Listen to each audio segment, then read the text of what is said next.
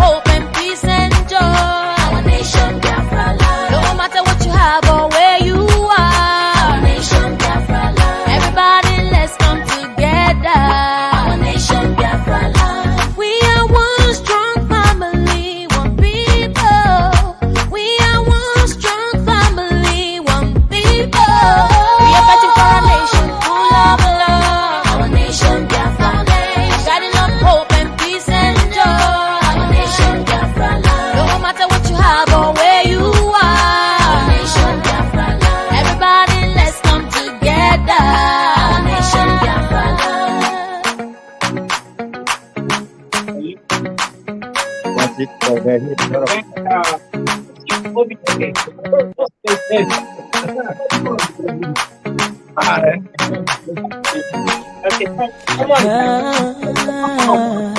Our nation, Biafra, our land, Biafra, our nation, Biafra, our land, Biafra. We are fighting for a nation full of love. Our nation, Biafra land. Guiding up hope and peace and joy. Our nation, Biafra land. No matter what you have or where you are. Our nation, Biafra land. Everybody, let's come together. Our nation, Biafra land. No one is to be rejected. No one is to be neglected. No one is to be defenseless. All in Biafra land, oh. It's time to give justice a chance, so and reject the evil ones. Restore our nation, oh. We are fighting for a nation full of love. Our nation, Biafra land. Guiding up hope and peace and joy. Our nation, Biafra land. No matter what you have or where you are. Our nation, Biafra land. Everybody, let's come together. Our nation, Biafra land. We are supposed to have peace. No more oppression. Nobody will rob our children of the future and riches. No more games or politics. Just love and equality. Hope for humanity. That's how it's supposed to be. We are fighting for a nation full of love. Our nation, Biafra land. Guiding up hope and peace and joy. Our nation, Biafra land. No matter what you have or where you are. Our nation, Biafra land. Everybody, let's come together. Our nation, Biafra land. We are one strong family, one people. We are one strong family, one people. We are fighting for a nation full of love. Our nation, Biafra land. Guiding up hope and peace and joy. Our nation, Biafra land. No matter what you have or where you are. Our nation, Biafra land. Everybody, let's come together. Our nation, Biafra land.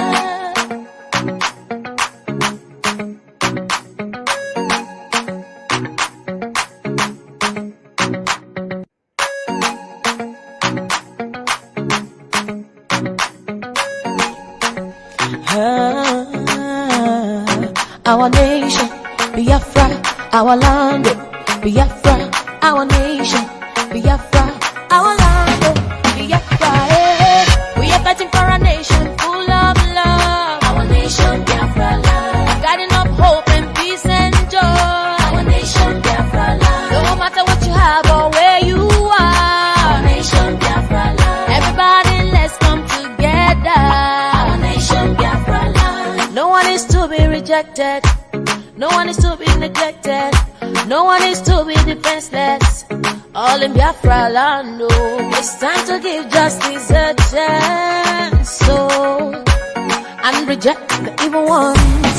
Restore our nation, oh. We are fighting for a nation full of love. Our nation, Biafra land. Guiding up hope and peace and joy. Our nation, Biafra land. No matter what you have or where you are. Our nation, Biafra land. Everybody, let's come together.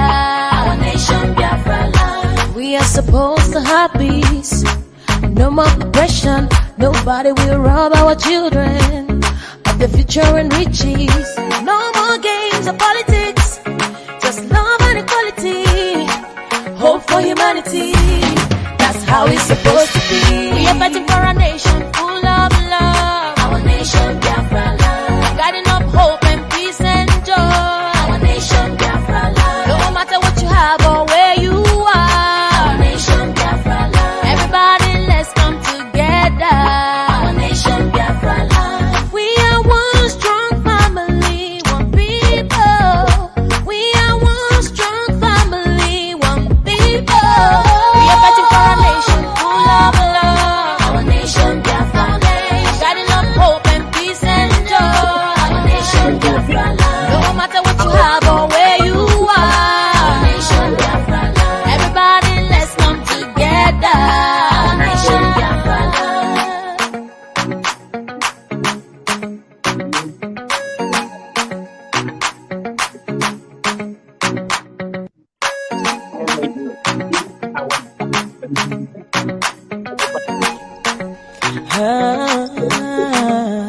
Our nation, Biafra, our land, Biafra, our nation, Biafra, our land, Biafra.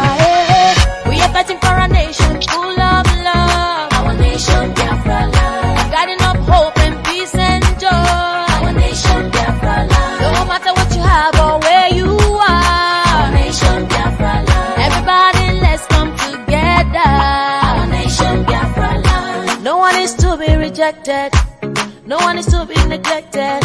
No one is to be defenseless. All in Biafra land, oh. It's time to give justice a chance, so and reject the evil ones. Restore our nation, oh. We are fighting for a nation full of love. Our nation, Biafra land, guiding up hope and peace and joy. Our nation, Biafra land, no matter what you have or where you are. Our nation, Biafra land, everybody let's come together. Our nation, Biafra land, we are supposed to have peace. No more oppression. Nobody will rob our children of the future and riches. No more games or politics. Just love and equality. Hope for humanity.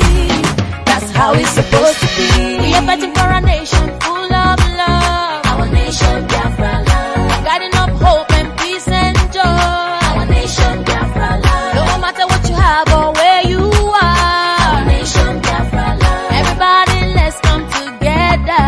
Our nation, Biafra land, we are one strong family, one people. We are one strong family, one people. We are fighting for a nation full of love. Our nation, Biafra land, guiding up hope and peace and joy. Our nation, Biafra land, no matter what you have or where you are. Our nation, Biafra land, everybody let's come together.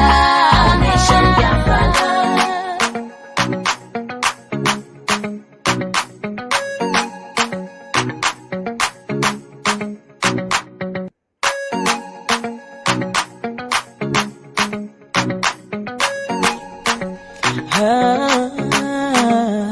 Our nation, Biafra, our land, Biafra, our nation, Biafra, our land, Biafra.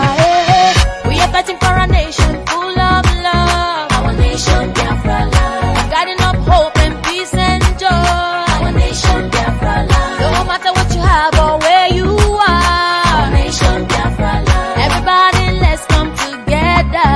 Our nation, Biafra land, no one is to be rejected. No one is to be neglected. No one is to be defenseless. All in Biafra land, oh. It's time to give justice a chance, so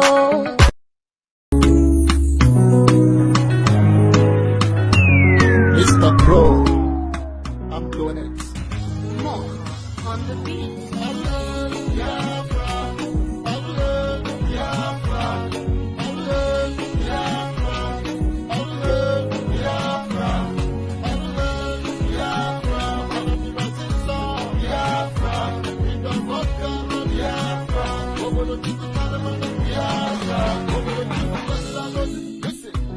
I can see my people in my side. I can see my people in rivers. I also see my people in Delta, Cross River and Akwa Ibom. Even in the state, I can see my people in Enugu. I can see my people in Alhambra. I also see my people in Ebonyi, Igbo and Aga, Igala and Idoma. Biafra, Biafra, Biafra, Biafra, Biafra, Biafra,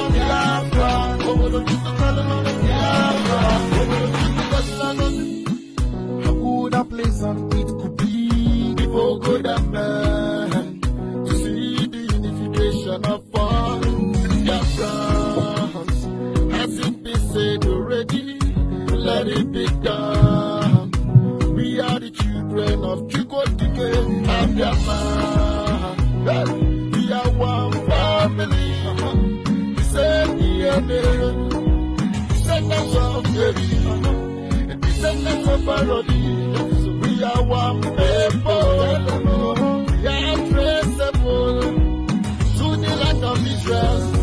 Our ancestral home.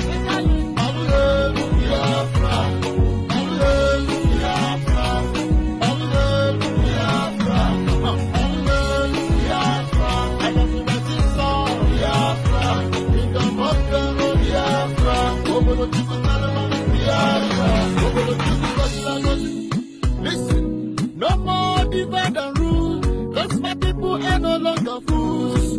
We now know who we are. We are Biafrans. No more Southeast, yo. No more South, yo. No more Nigeria. All we know is Biafra. We are one family. The same DNA. Descendants of Jerry, descendants of Parody. We are one people. We are traceable to the land of Israel. Our ancestral home. Biafra, Biafra, Biafra, Biafra. I don't know what this song. Biafra, in the mother of Biafra.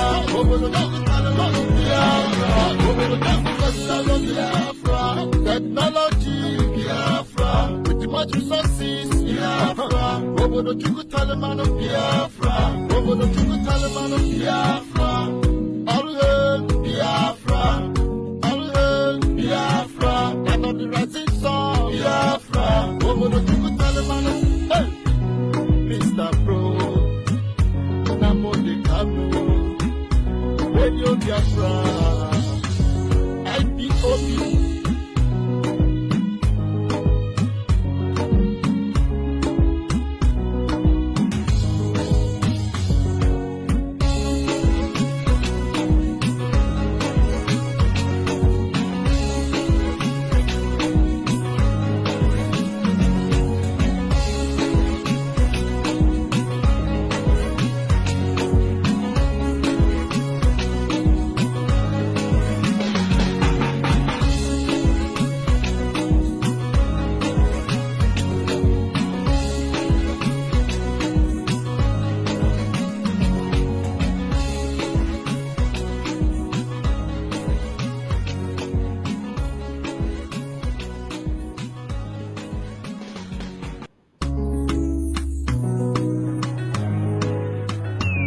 Mr. Pro, I'm doing it.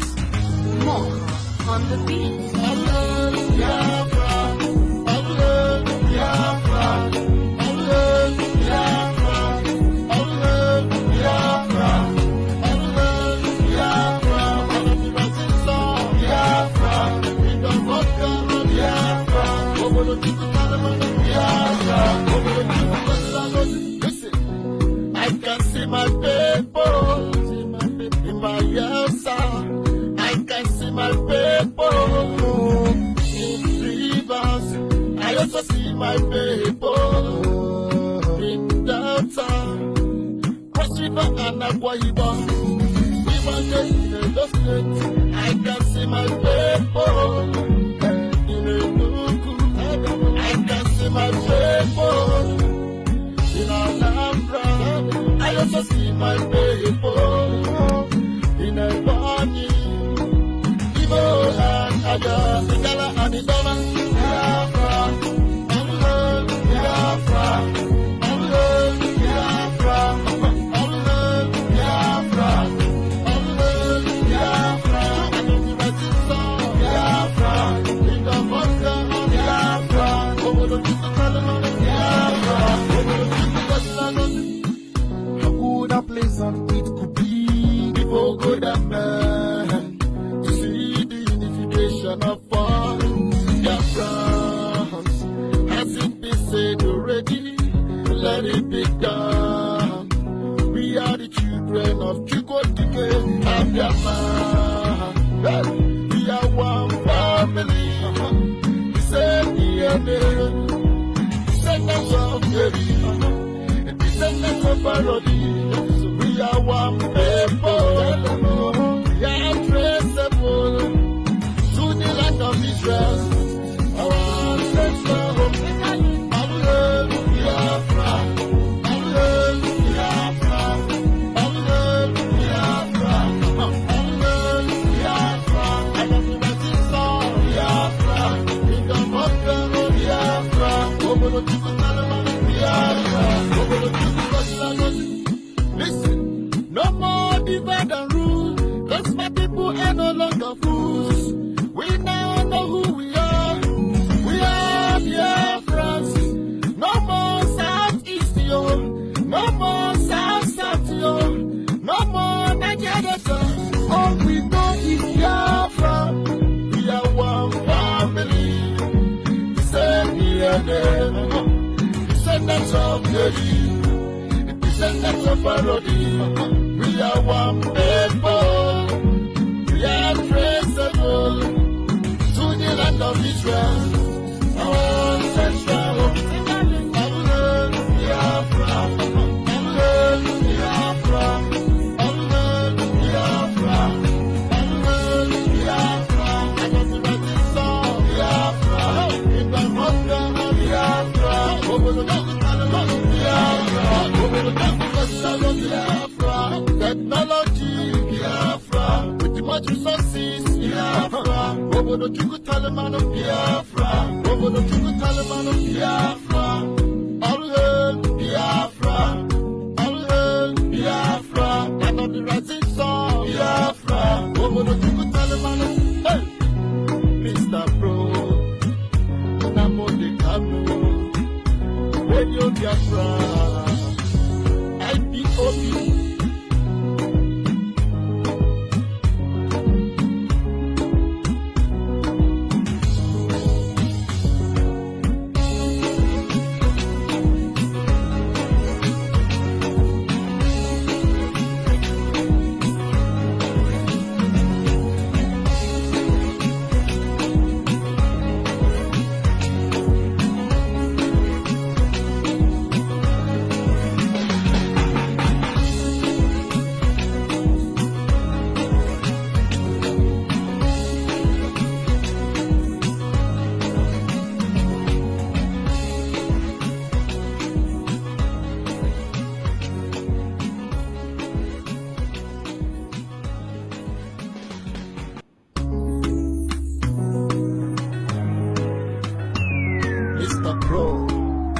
I'm doing it.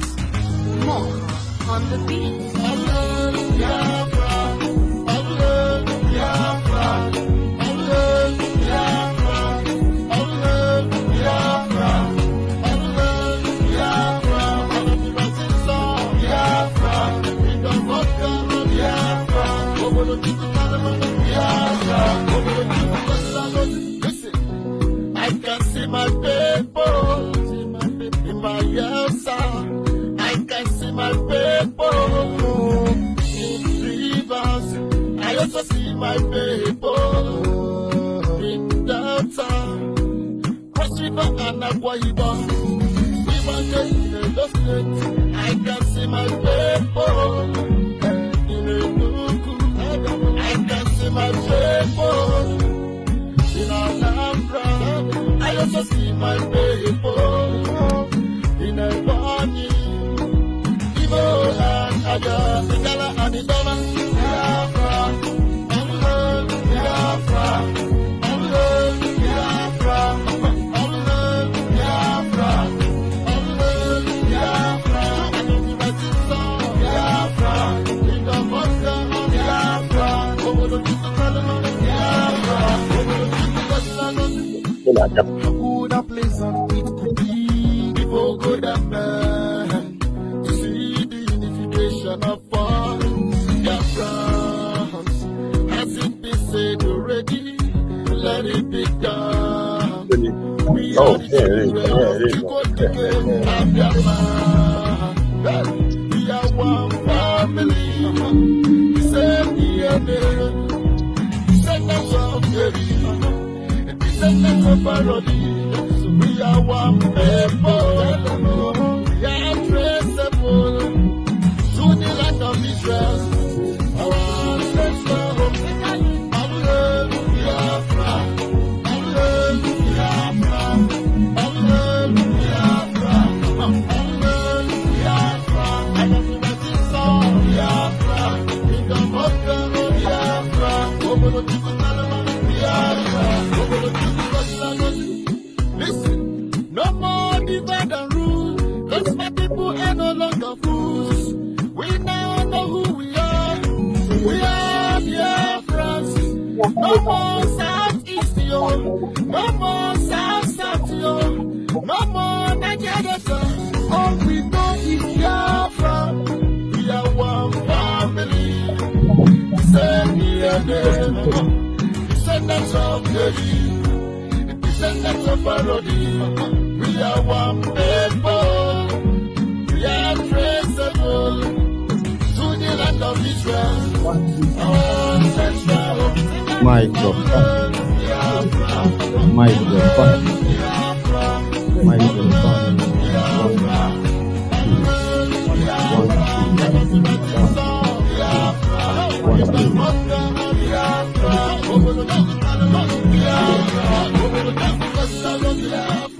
Technology, Biafra, with the much resources, Biafra, over the Chuka Talaman of Biafra, over the Chuka Talaman of Biafra, Biafra,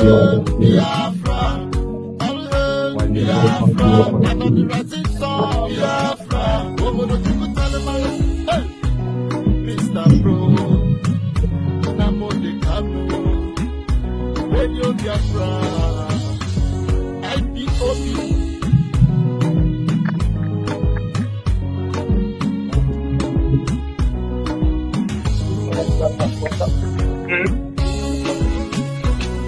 Did you answer? You answer now?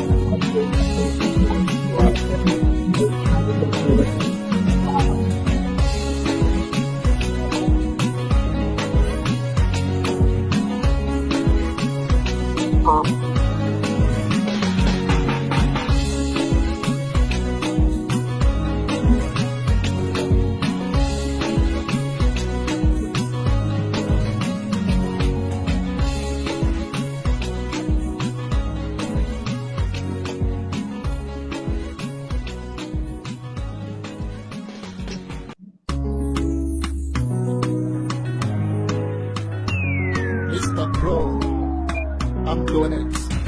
More on the beat. Biafra, Biafra, Biafra,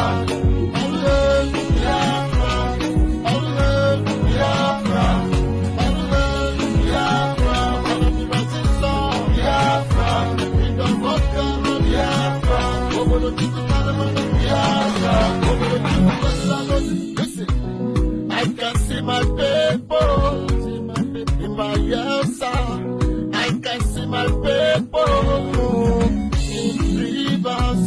I also see my people in Delta, Cross River and Akwa Ibom. Even in the state, I can see my people in Enugu. I can see my people in Anambra. I also see my people in a body, Ibo and Aga, Igala and Idoma, Biafra, Biafra, Biafra, Biafra, Biafra, and the Biafra, in the Mosca, Biafra, over the Biafra,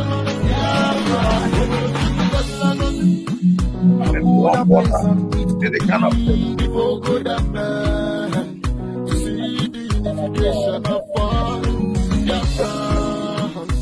SNP said already, let it be done. We are the children of Chukwudike and Biafra. We are one family. He said DNA, descendants of David, descendants of parody. We are one people. We are traceable to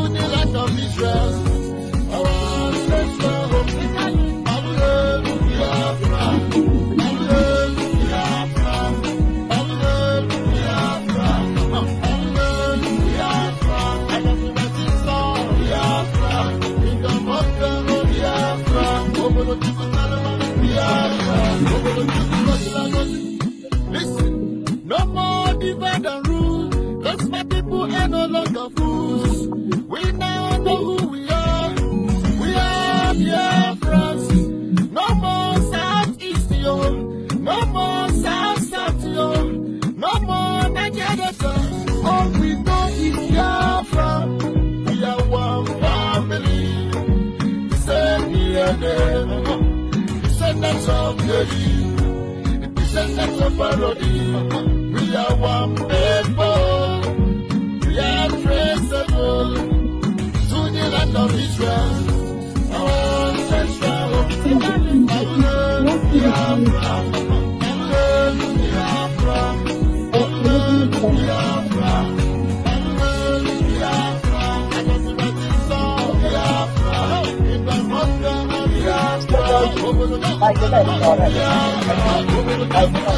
Biafra. Technology, Biafra, with the much resources, Biafra, over the Chuku Talaman of Biafra, over the Chuku Talaman of Biafra, all hail Biafra, all hail Biafra, and on the rising sun, Biafra, over the Chuku Talaman of Mr. Pro, Nnamdi Kanu, Radio Biafra, IPOB.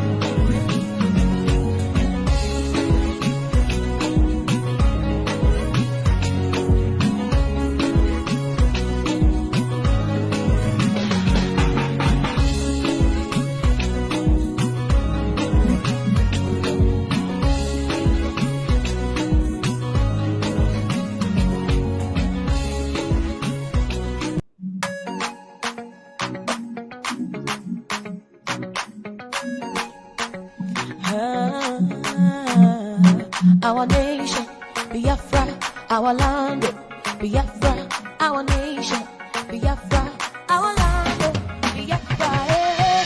We are fighting for a nation full of love. Our nation, Biafra land. Guiding up hope and peace and joy. Our nation, Biafra land. No matter what you have or where you are. Our nation, Biafra land. Everybody, let's come together. Our nation, Biafra land. No one is to be rejected. No one is to be neglected. No one is to be defenseless. All in Biafra land. Oh, it's time to give justice a chance. So, and reject the evil ones. Restore our nation, love. We are fighting for a nation full of love. Our nation, Biafra land. Guiding up hope and peace and joy. Our nation, Biafra land. No matter what you have or where you are. Our nation, Biafra land. Everybody, let's come together. Our nation, Biafra land. We are supposed to have peace. No more oppression. Nobody will rob our children of the future and riches. No more games or politics. Just love and equality. Hope for humanity.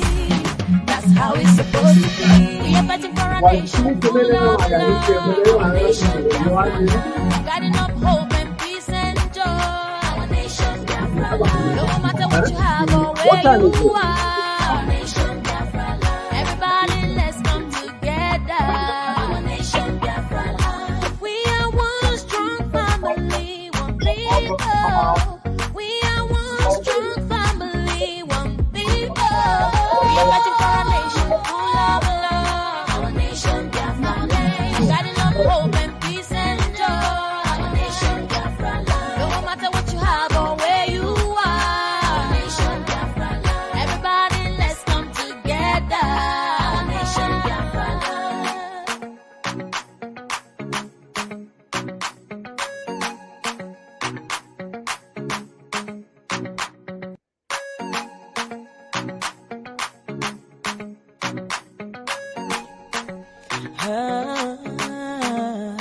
Our nation, Biafra, our land, Biafra, our nation, Biafra, our land, Biafra. Hey.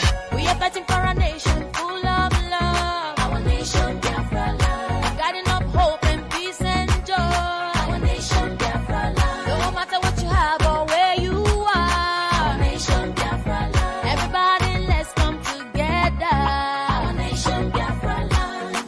to be rejected. No one is to be neglected. No one is to be defenseless. All in Biafra land, oh. It's time to give justice a chance, so and reject the evil ones. Restore our nation, love. We are fighting for a nation full of love. Our nation, Biafra land. Guiding up hope and peace and joy. Our nation, Biafra land. No matter what you have or where you are. Our nation, Biafra land. Everybody, let's come together. Our nation, Biafra land. We are supposed to have peace. No more oppression. Nobody will rob our children of the future and riches. No more games of politics, just love and equality, hope for humanity. That's how it's supposed to be. We are fighting for a nation full of love. Our nation, Biafra land. Guiding up hope and peace and joy. We are about to no matter what you have or where you are. do the official cutting of the ribbon. Everybody, let's come together. Our nation, Biafra land. We For the are inaugural one strong opening. family, one people. We are one strong family, one people. We are fighting for a nation full of love. Hey. Our nation, Biafra land. Guiding up hope and peace and joy. Okay. Our nation, Biafra We land. are- No matter what you have or Yep. where you are. We are about to Everybody, let's come together. Our nation, Biafra land.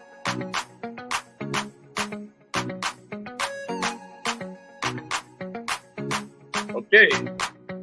We are now about to cut the ribbon for the official inaugural opening, the opening of the Biafra Government in Exile House, Washington DC. Now we can do that. We're going to do that after. We are fighting for a nation full of love. Oxon, and this is going to be done by Attorney Norman Colon. Good. Thank you very much. We are now going to proceed after the count of three. 1, No one is to be 2, neglected. 3. No one is to be Hey! neglected. Congratulations! It's time to give Congratulations! justice a chance. Hey. So, and reject the evil ones. Restore our Okay. nation. Now then usher them to their Our nation, Biafra land. Guiding up hope and peace and joy. Our nation, Biafra land. No matter what you have or where you are. Our nation, Biafra land. Everybody, let's come together. Our nation, Biafra land. We are supposed to have peace. No more oppression. Nobody will rob our children of the future and riches. No more games of politics, just love and equality, hope for humanity. That's how it's supposed to be. We are fighting for a nation full of love. Our nation, Biafra land. Guiding up hope and peace and joy. Our nation, Biafra land. No matter what you have or where you are. Our nation, Biafra land. Everybody, let's come together. Our nation, Biafra land. We are one strong family, one people. We are one strong family, one people. We are fighting for a nation full of love. Our nation, Biafra land. Guiding up hope and peace and joy. Our nation, Biafra land. No matter what you have or where you are. Our nation, Biafra land. Everybody, let's come together. Our nation, Biafra land.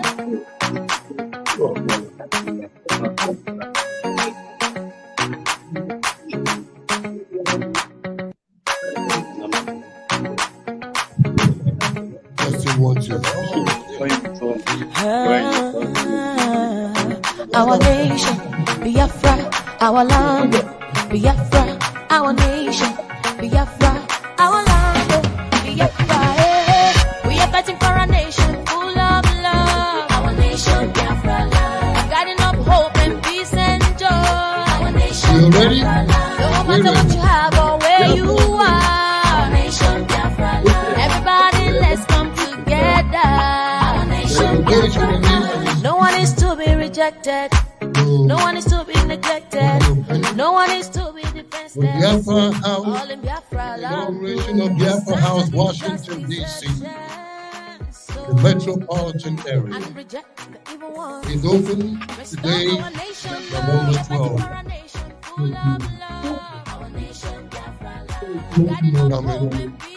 Allow me to bring my co-chair. Come on in, Mbasa. I'm going to give you a co-chair. We are supposed to have peace. No more oppression. This is the co-chair. My co-chair, Colonel IG. Games of politics, just love and equality. Hope for humanity. That's how it's supposed to be. We are fighting for a nation full of love. Our nation, Biafra. Guiding up hope and peace and joy. Very much happy to be here today. No matter what you have or where you are. I want to welcome you, our VIPs, special guests, guests of honor, speakers, to today's official inaugural opening of the Biafra Republic of Biafra Government in Exile. You are welcome on board, and I want to thank you for honoring our invitation and for your concern to what we are out here to do, and to give us your undivided attention to our cause, number one indeed. Welcome. Thank you all. Our nation, Biafra, our land, Biafra, our nation, Biafra. If you think we don't know this, you won't. We are fighting for a nation full of love. Our nation, Biafra, guiding up hope and peace and joy. Our nation, Biafra, no matter what you have or where you are. Biafra House. Everybody, let's come Yeah, together. Our nation, I ain't seen it good at 20. no one is to be rejected. Nice, Lika. No one is to be neglected. No one is to be defenseless. All in strong. Biafra land, it's Oh, time we're to here. give justice a chance. So I am going to, as the master of ceremony, restore our Please, nation, OBDK. love. We're fighting for a nation full of Mazi love. Our nation, Biafra. I am the son Guiding up hope and of peace and MCK. joy. Our nation, Ajiruchukwu. no matter what you Hold have on, or wait, where you are. Ọ̀pọ̀lọpọ̀ náà yẹn. Everybody, let's come MCK. together. One of Ojukwu's right-hand man. We are supposed to have peace. I'm his son. No more oppression. Nobody will rob our children. So at this time, let me call upon More games of politics. the introduction and organizing Hope committee for chair, humanity. That's how it's Joel. supposed to be. We are fighting for a nation. Sergeant Colonel Our nation. Joel. Guiding up hope and peace Oh, and man, joy. I wanna- Our nation, Biafra. Yes, sir. No matter what you have or where you are. Our nation, Biafra. Everybody, Oh, let's come we don't know. together. Our nation, Oh, okay.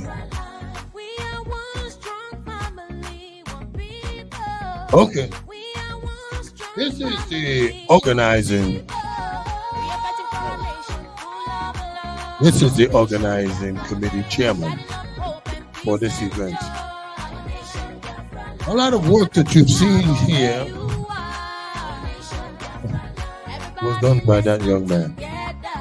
Our nation, Biafra. Innovation, the thinking, the daily work, every day. Just like Igbo people, we don't stop. I think you have a Our question. nation, Biafra. I'll answer the question Our you land, asked. Biafra. Our nation, Why are we wearing uniform? our land. United States Armed Forces We are uniform. fighting for a nation full of We're love. veterans. Our nation, Biafra. We're United States Armed Forces military veteran. No matter what you I have think or they sent where him to you Kuwait. are. Our nation, Biafra. They sent me to Vietnam. Everybody, let's come together. We were World War II. One. No one is to be rejected. No one is Korean to be War. neglected. No one is to be defenseless. And Joel is also in It's time to a sergeant. Was a sergeant in the military. And reject the evil So, ones. Restore our nation, we are fighting for our nation. there's a special song to kick off this event. Am I correct, sir? Come and see.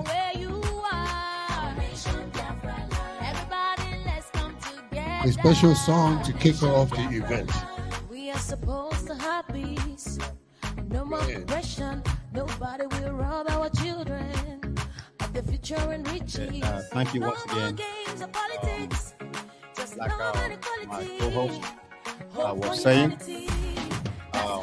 see what we are fighting for a nation full of love. Our nation, guiding up hope and peace and joy. Okay, see, the uniform we are donning is not just for exhibition.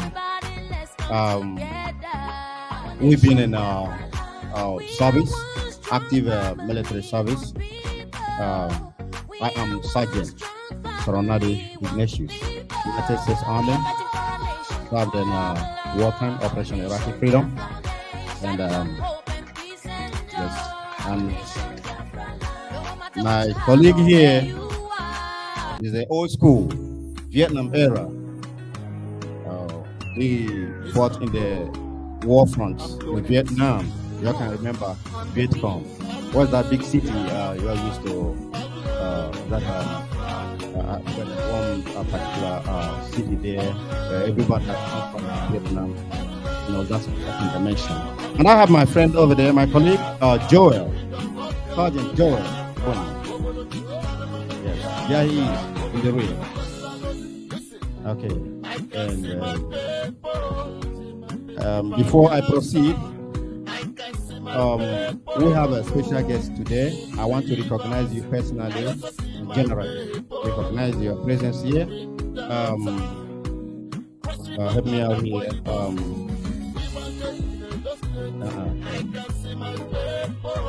Yeah, no, I just want to do some. Yes, we have Attorney. Attorney is United States, I believe, Air Force Army veteran, Attorney Norman G. Pollard. He is here today to grace this grand opening. Thank you. He is the President, Center for Economic and Social Justice, Washington DC, District of Columbia.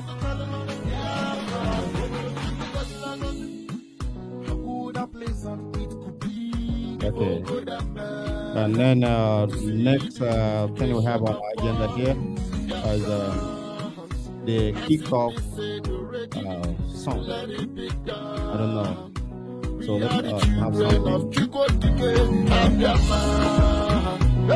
We are one family.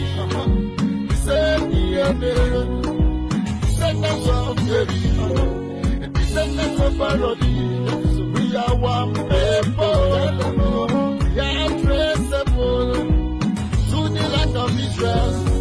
Our ancestral home.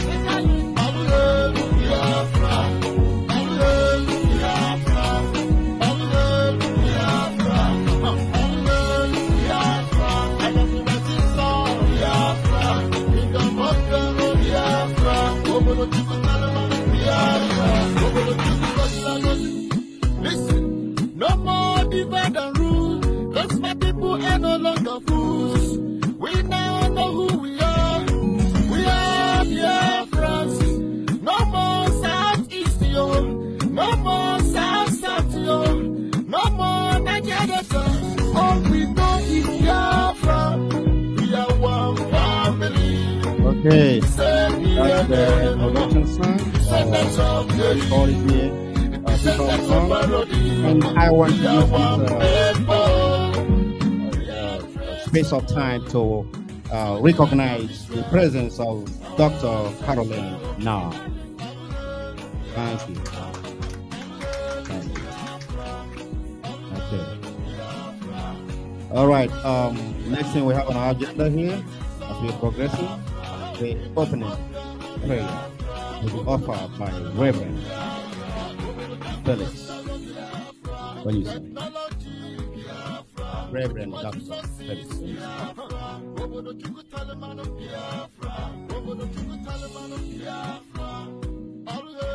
I have to welcome our guests. Thank you so much for coming. This period that is very nice. And one man here, if you do have your hat on, please remove it.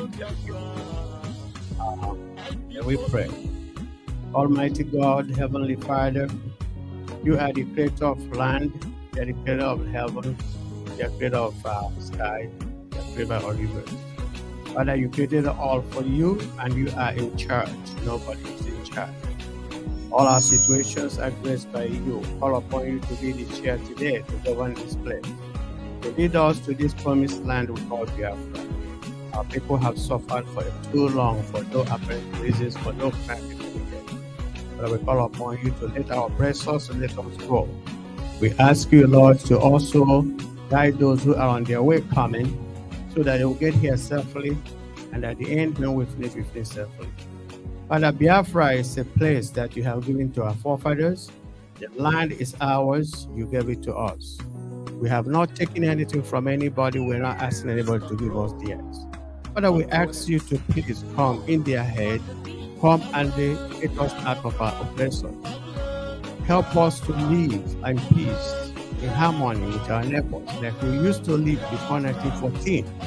We are forcibly colonized. But we ask you that all power is yours.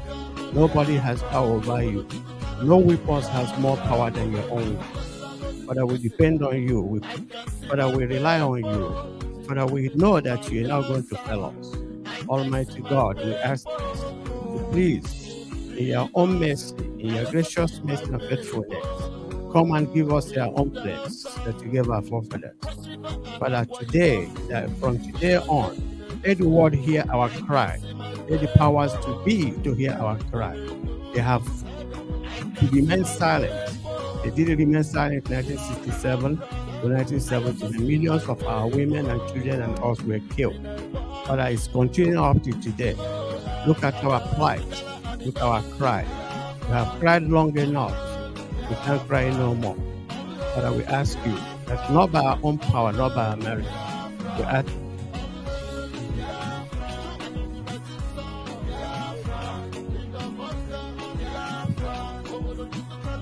Give God a hand. Please give God a hand. Clap for him because he makes all things possible. Oh my goodness.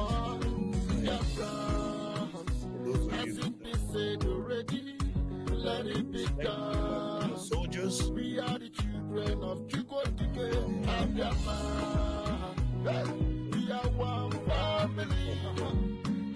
Where are we now?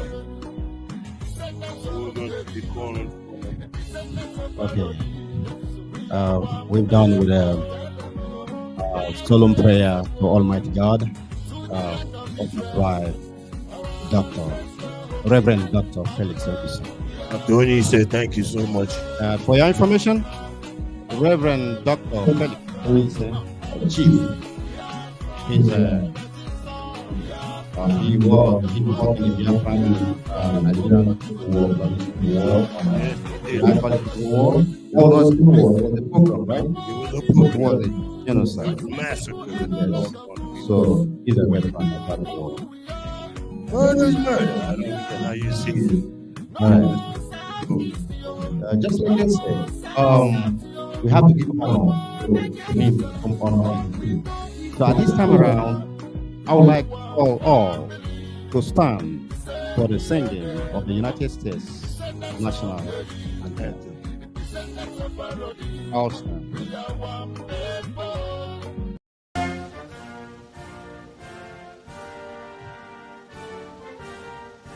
Oh no, please put your hands on your belt.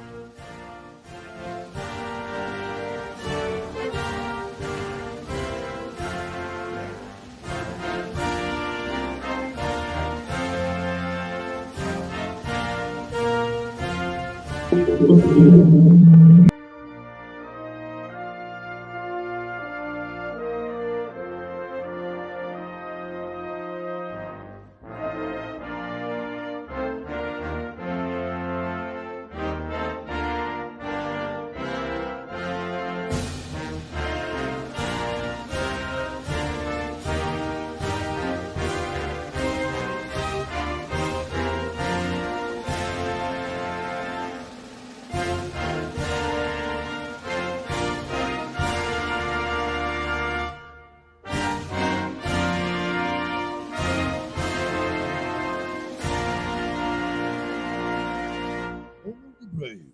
Please remain standing for the singing of Biafra National Anthem. The hand goes on the lapel as well. It goes on the side.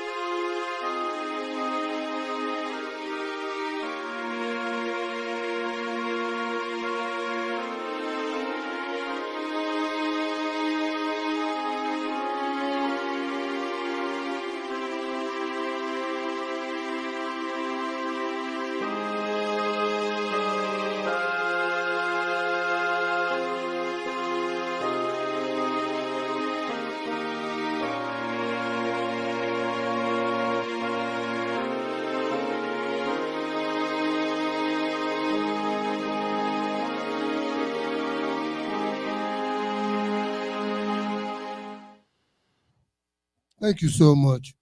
Have a seat. You may take it. Okay, sir.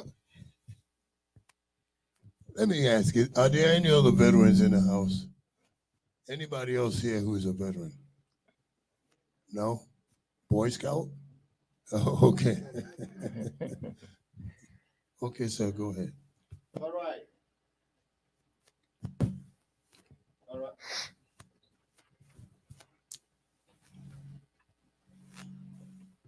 Okay, we will be following things in sequence order. Next thing we have on the item here, number 6. I'm gonna have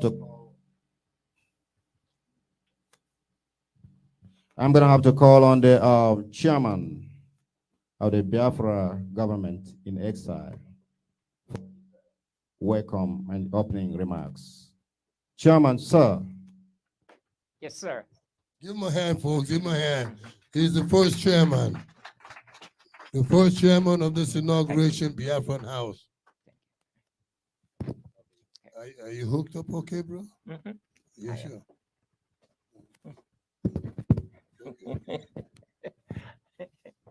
He's a comedian. Yes. He's not only a soldier, but also a comedian. And I'm telling you, when you sit around this guy, you are going to laugh all day. Thank you, Chief. Well, distinguished gentlemen, ladies, friends, well-wishers, ladies and gentlemen, good afternoon. Good afternoon, sir. My name is Dr. Black Homer, and on behalf of the Inauguration Committee and also the people of Biafra, we say welcome to Biafra House. Now, let me start. Look, I will be walking around because I want you to, give a grip of what I'm going to say about the house and about Biafra. It is important to note that I am a founding member of this Biafra restoration movement.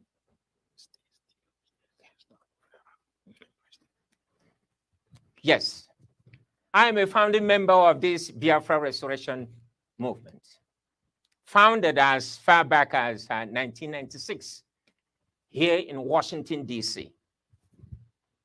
Yes, as a former member of Biafra Foundation and in collaboration with Ekwenche organization initially, I can say that we did all we could to pursue this freedom for our people to all discerning ears.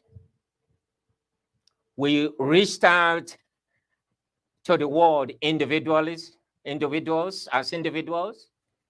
as organizations, as groups.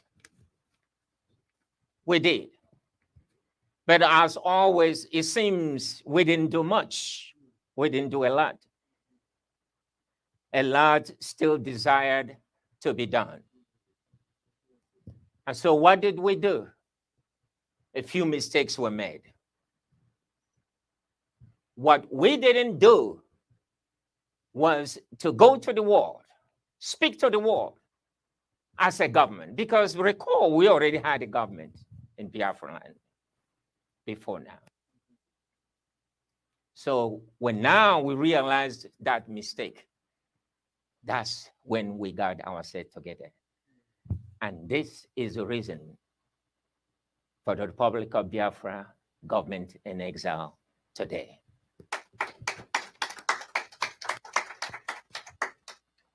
I was a young child during that genocide of 67, 70 against Biafra by, of course, Nigeria and their collaborators. As you may already know, more than 3.5 million of our people were slaughtered, were killed during that war, mostly through starvations. Yes. And what else?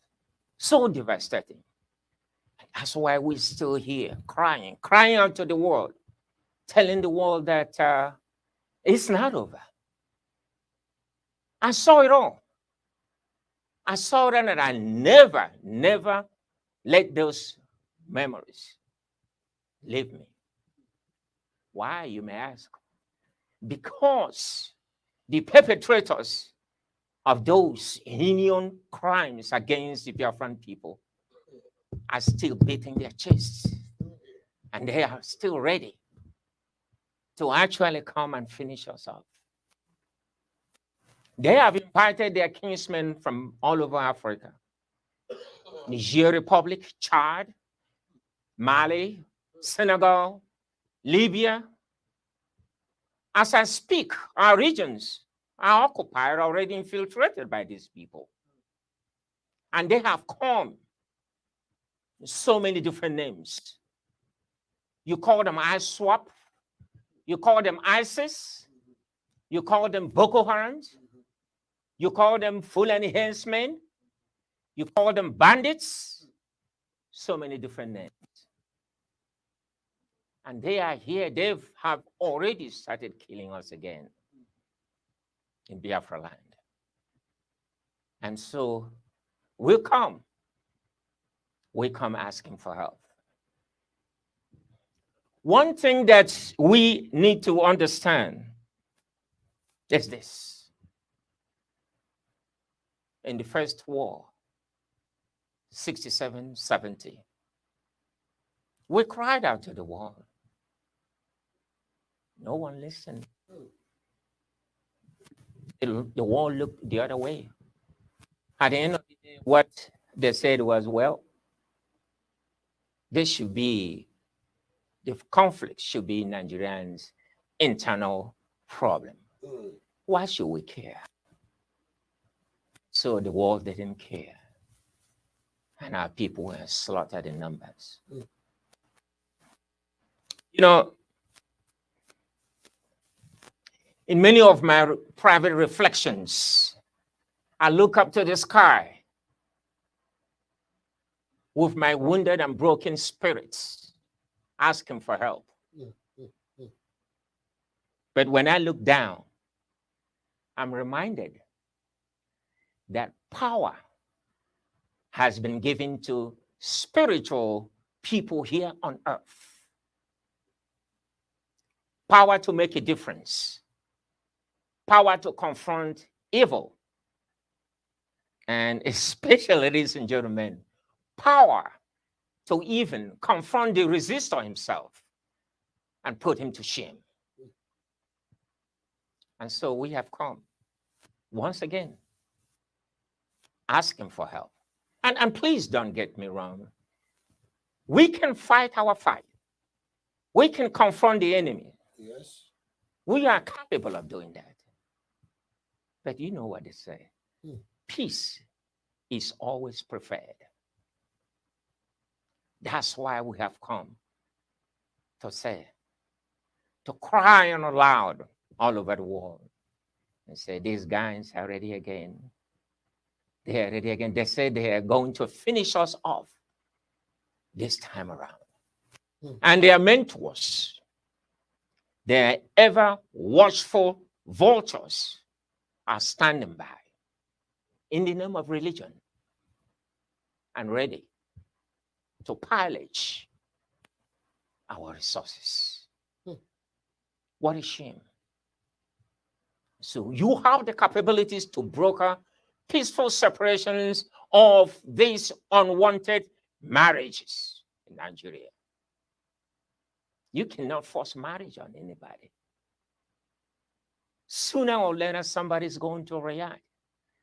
And somebody is going to get hurt. This is why we keep on crying. Keep on crying. The Congress and White House have the capability of proclaiming peace, peaceful separation for the ethnicities in Nigeria. The UN has the capability of doing that. The AU has the capability of doing that. The ECOWAS has the capability of doing that. How about the World Court at the Hague? They have the capability of doing that also. And ladies and gentlemen, how about you? You are well equipped. Because remember what I just said?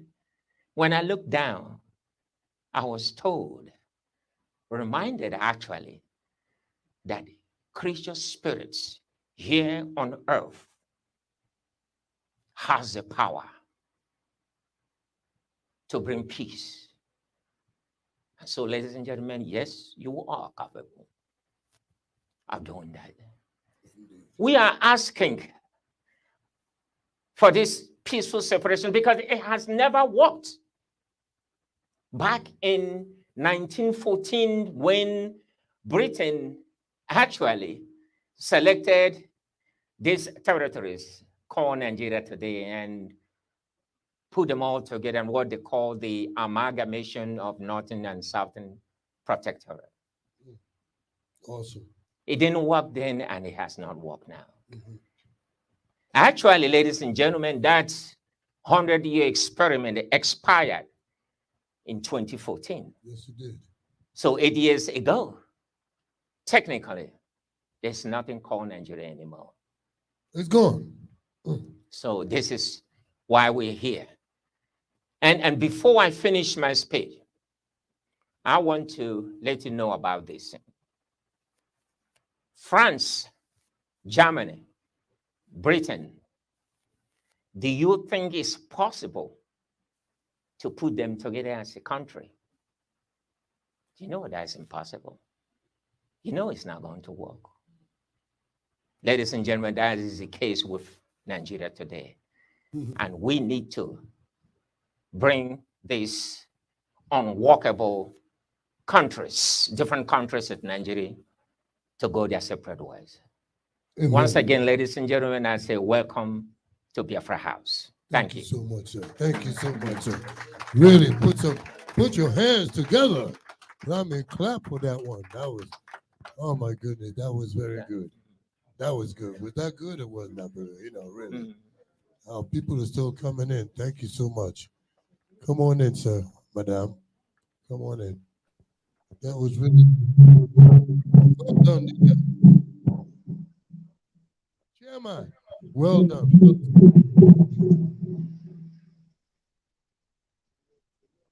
Really have a problem.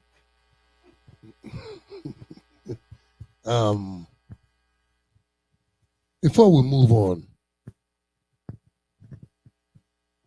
to explain the case for Biafra by our late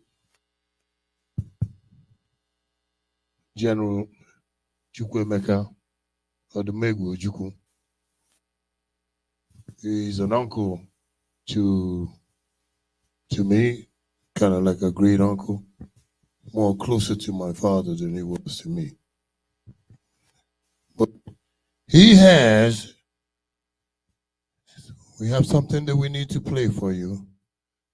It might be a little bit sensitive, so be a little cognizant of that.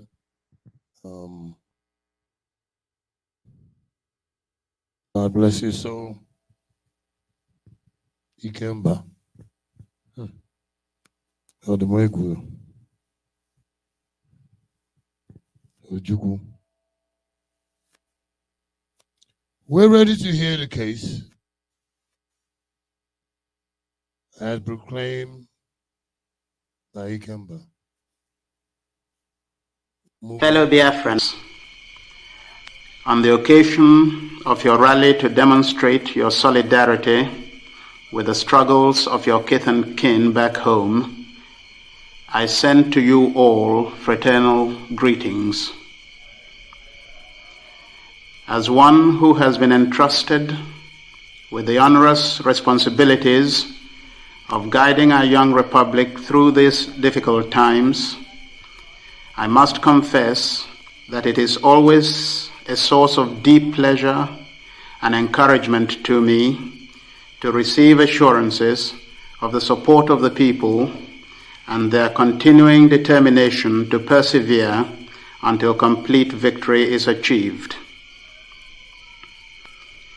It is, therefore, with feelings of unbounded pleasure and deep appreciation that I salute this august gathering. You are all aware that for over 4 months now, Nigeria has been waging a war of aggression to destroy Biafra and her people.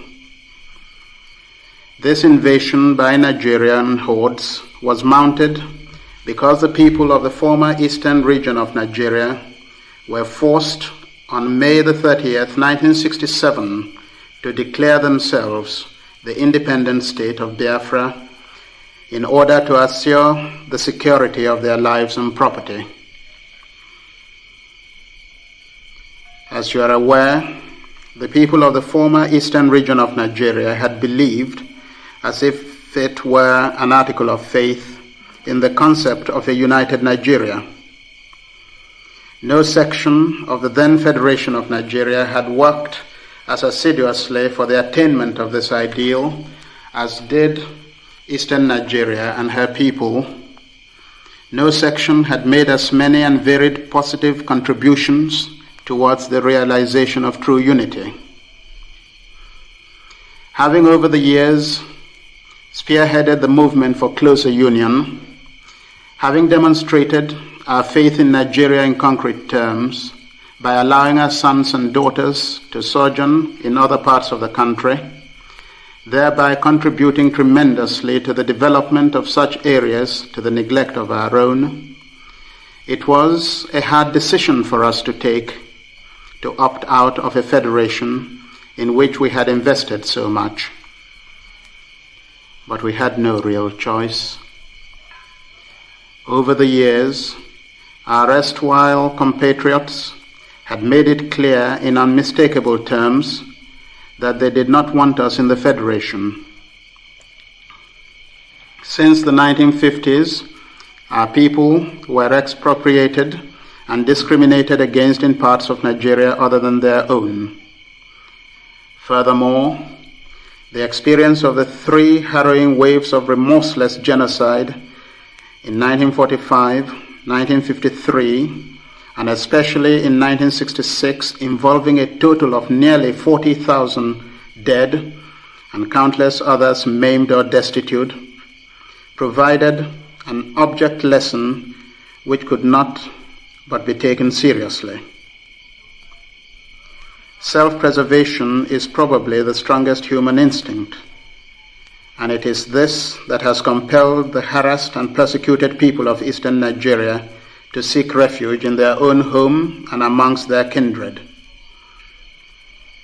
As a proverb of one of our Biafran languages has it, a man who is rejected by others cannot reject himself.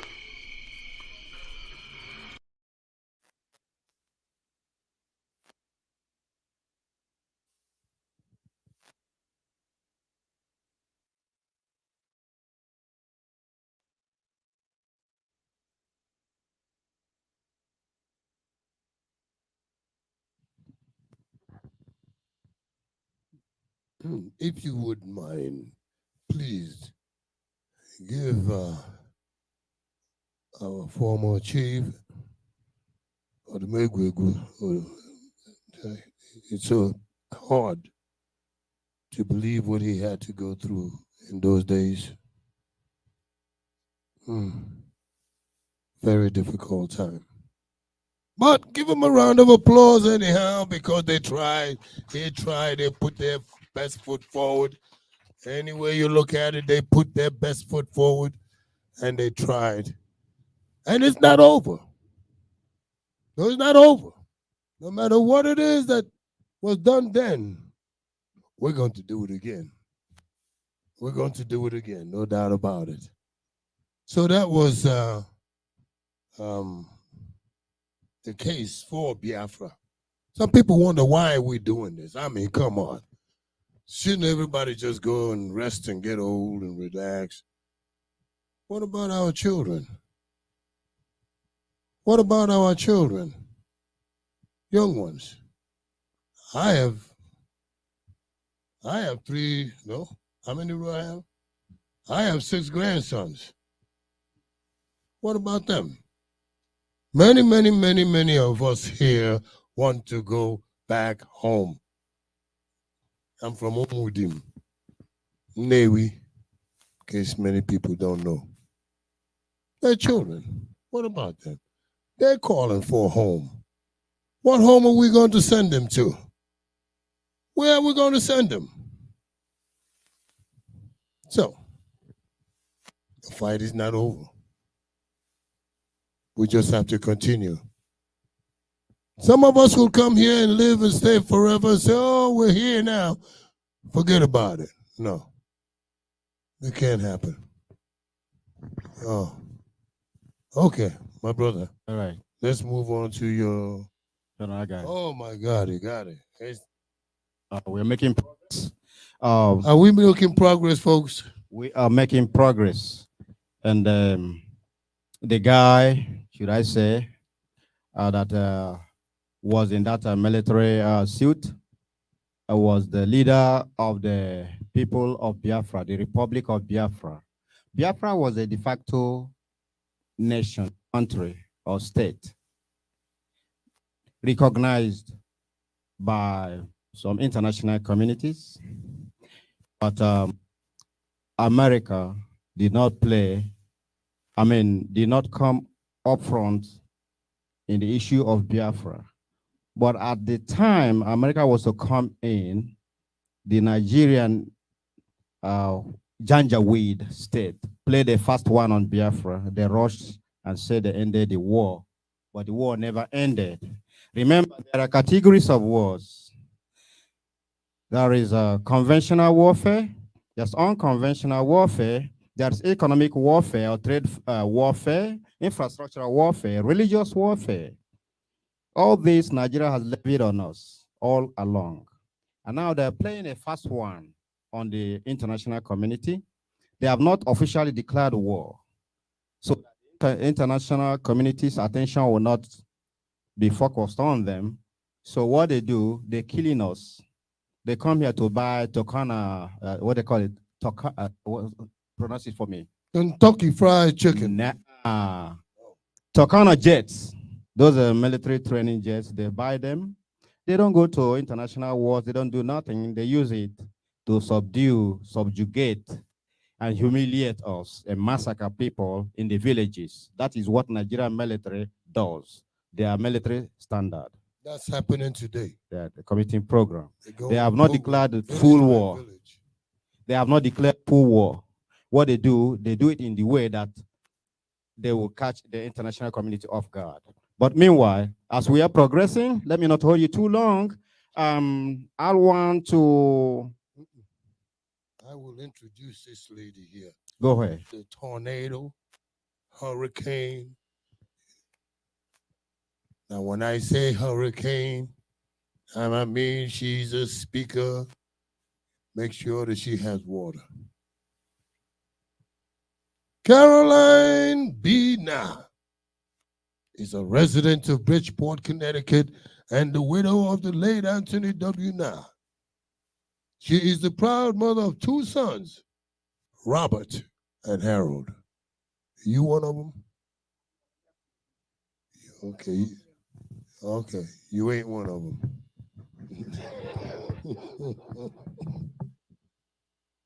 Her educational background is powerful. How happy we are to have her here today to literally speak to us. She holds a Bachelor of Science degree in Health and Human Services from New Hampshire College, Manchester, New Hampshire.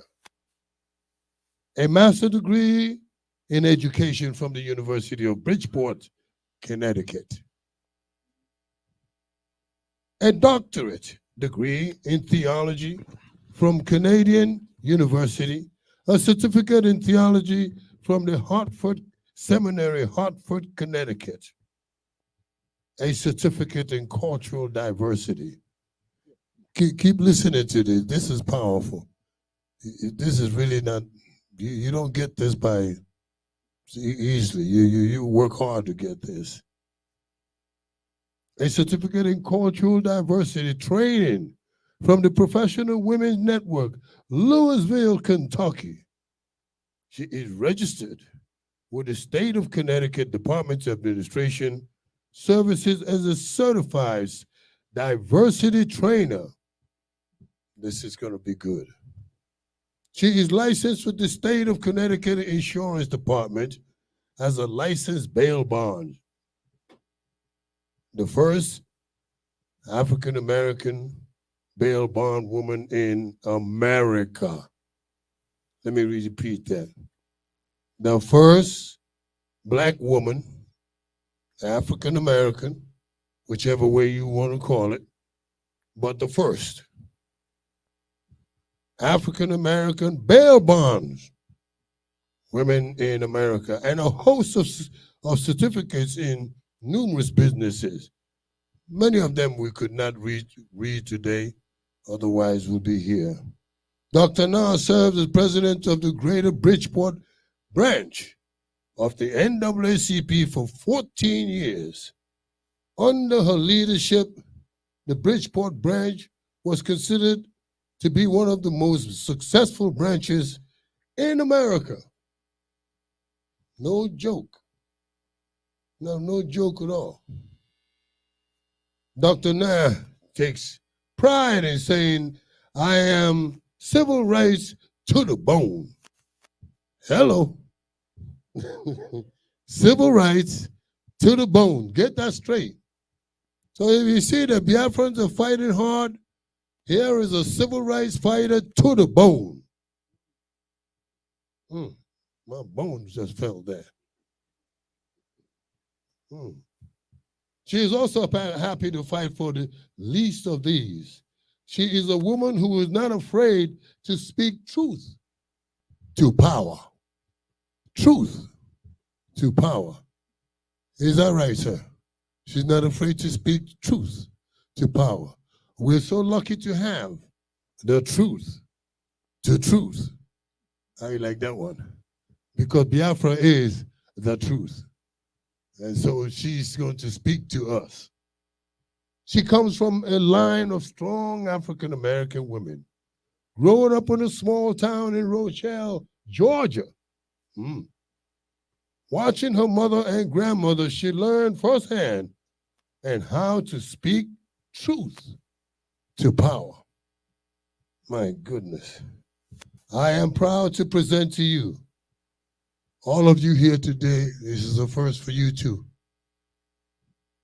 None other than this fearless woman, this tornado. It's not tornado, right? The hurricane. All right, I'm moving.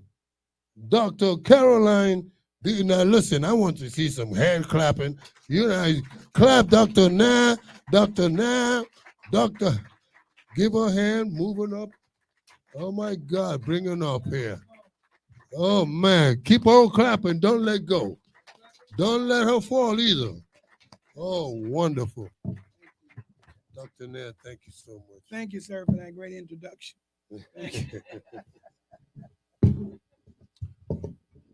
Who are we? We are today's choice and today's challenge. Let the world see us, know us, and understand us, for our story shall continue. To the chair of the organizing committee, members, invitees, attendees, ladies and gentlemen, good evening. Or good afternoon. It is indeed an honor to be invited to participate in this Inauguration Day. It is Inauguration Day, and I feel nothing but pride and joy.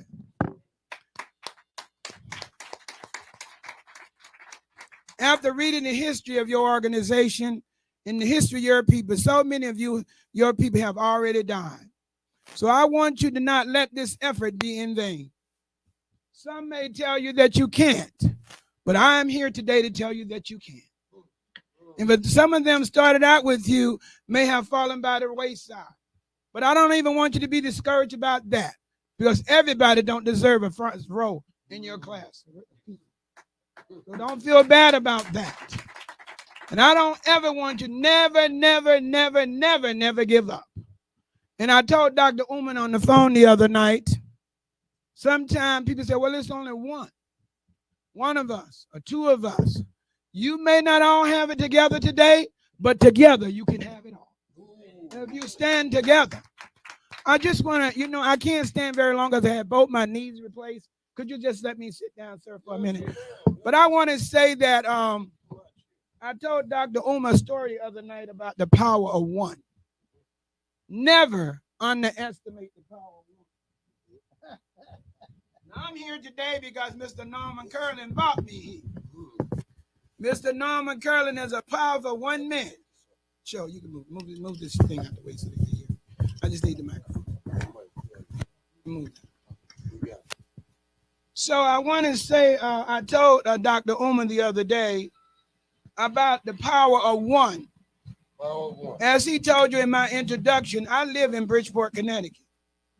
And I live right across the street from it used to be a nursing home. But now it's called Rescue Mission for the homeless and the hungry and the downtrodden out. And I had a friend, I'm a retired federal employee in the Federal Government Department of Defense. And I had a friend that wound up in a nursing home because she was in a very bad domestic relationship. And her ex-husband hit her in the head with a chair and left her permanent deaf. She wound up losing her eyesight and wound up over at that nursing home. And I'm telling you this story to tell you the power of one. So she only had one daughter who came to visit her every single day. But this particular day when her daughter came to visit her, her mother wasn't in the room. So she asked the nurse, she said, my mother can't walk. She can't hear. Where is my mother? Oh, I don't know. I mean, they searched the hospital. So her daughter began to run back in history. Maybe somebody in the family that I didn't know came to them. 3 days she came to that hospital, couldn't find her mother.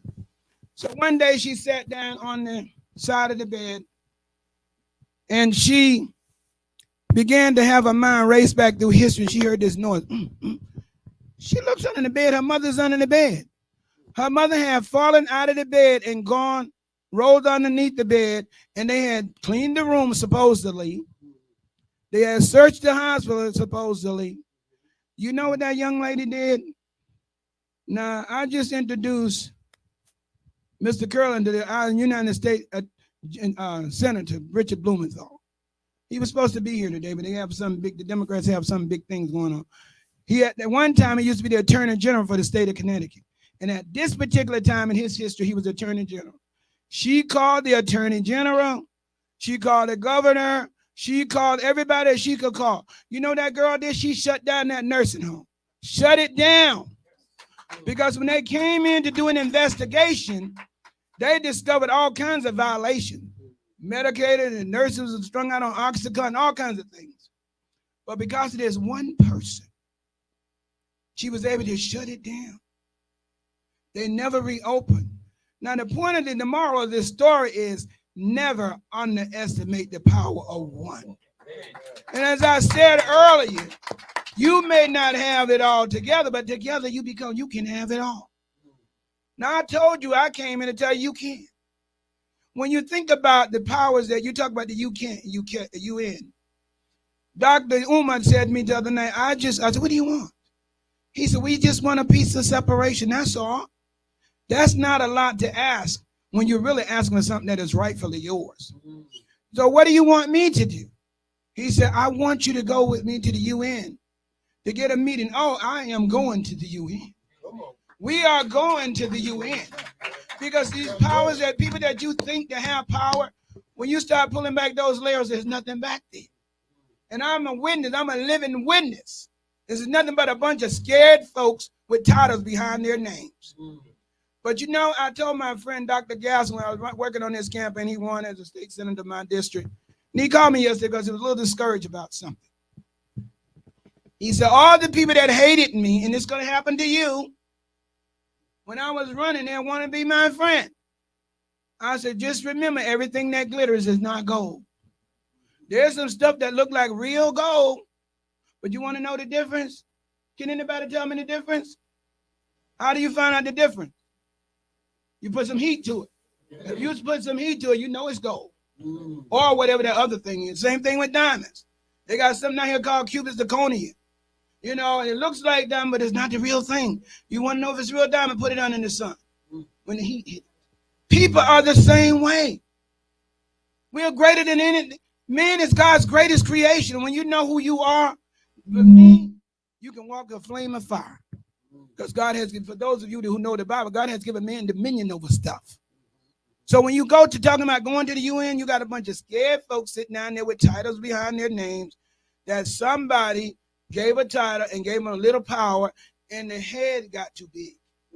Now, for those of us who went to elementary school in America, we had a nursery rhyme called Humpty Dumpty. Humpty Dumpty fell off the wall. Humpty Dumpty had a great fall. All the king brothers and couldn't put him together again. You know why Humpty fell off the wall?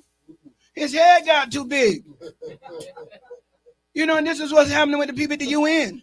When you go down there to that UN, you bring everything with you because you walk across that threshold. I got to tell my nephew, that's my nephew Eugene that's with me. He drove me here today.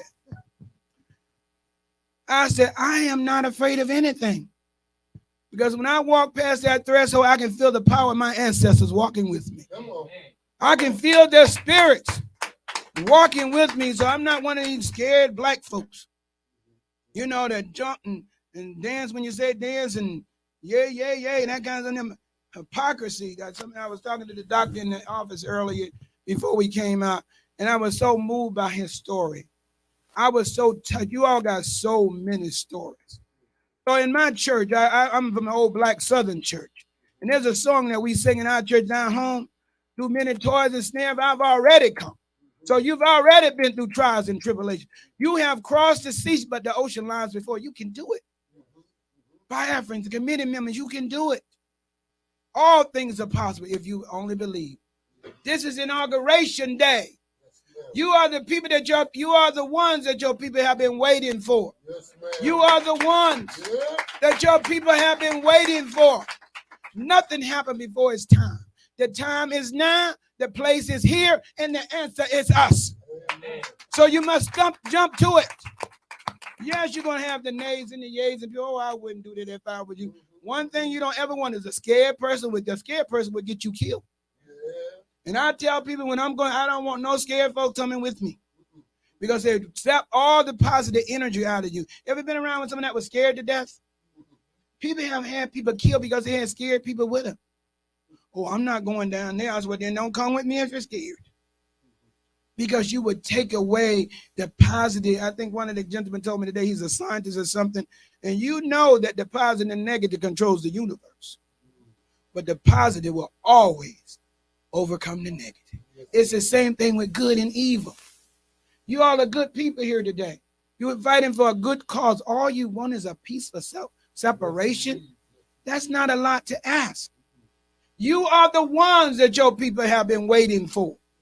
So don't worry about who's not coming with. Sometimes you may not want somebody to come with you. Everybody, as I told you about that goal and you gonna, everybody that laugh and grin in your face is not your friend. Now I learned as a little country girl down south in Georgia.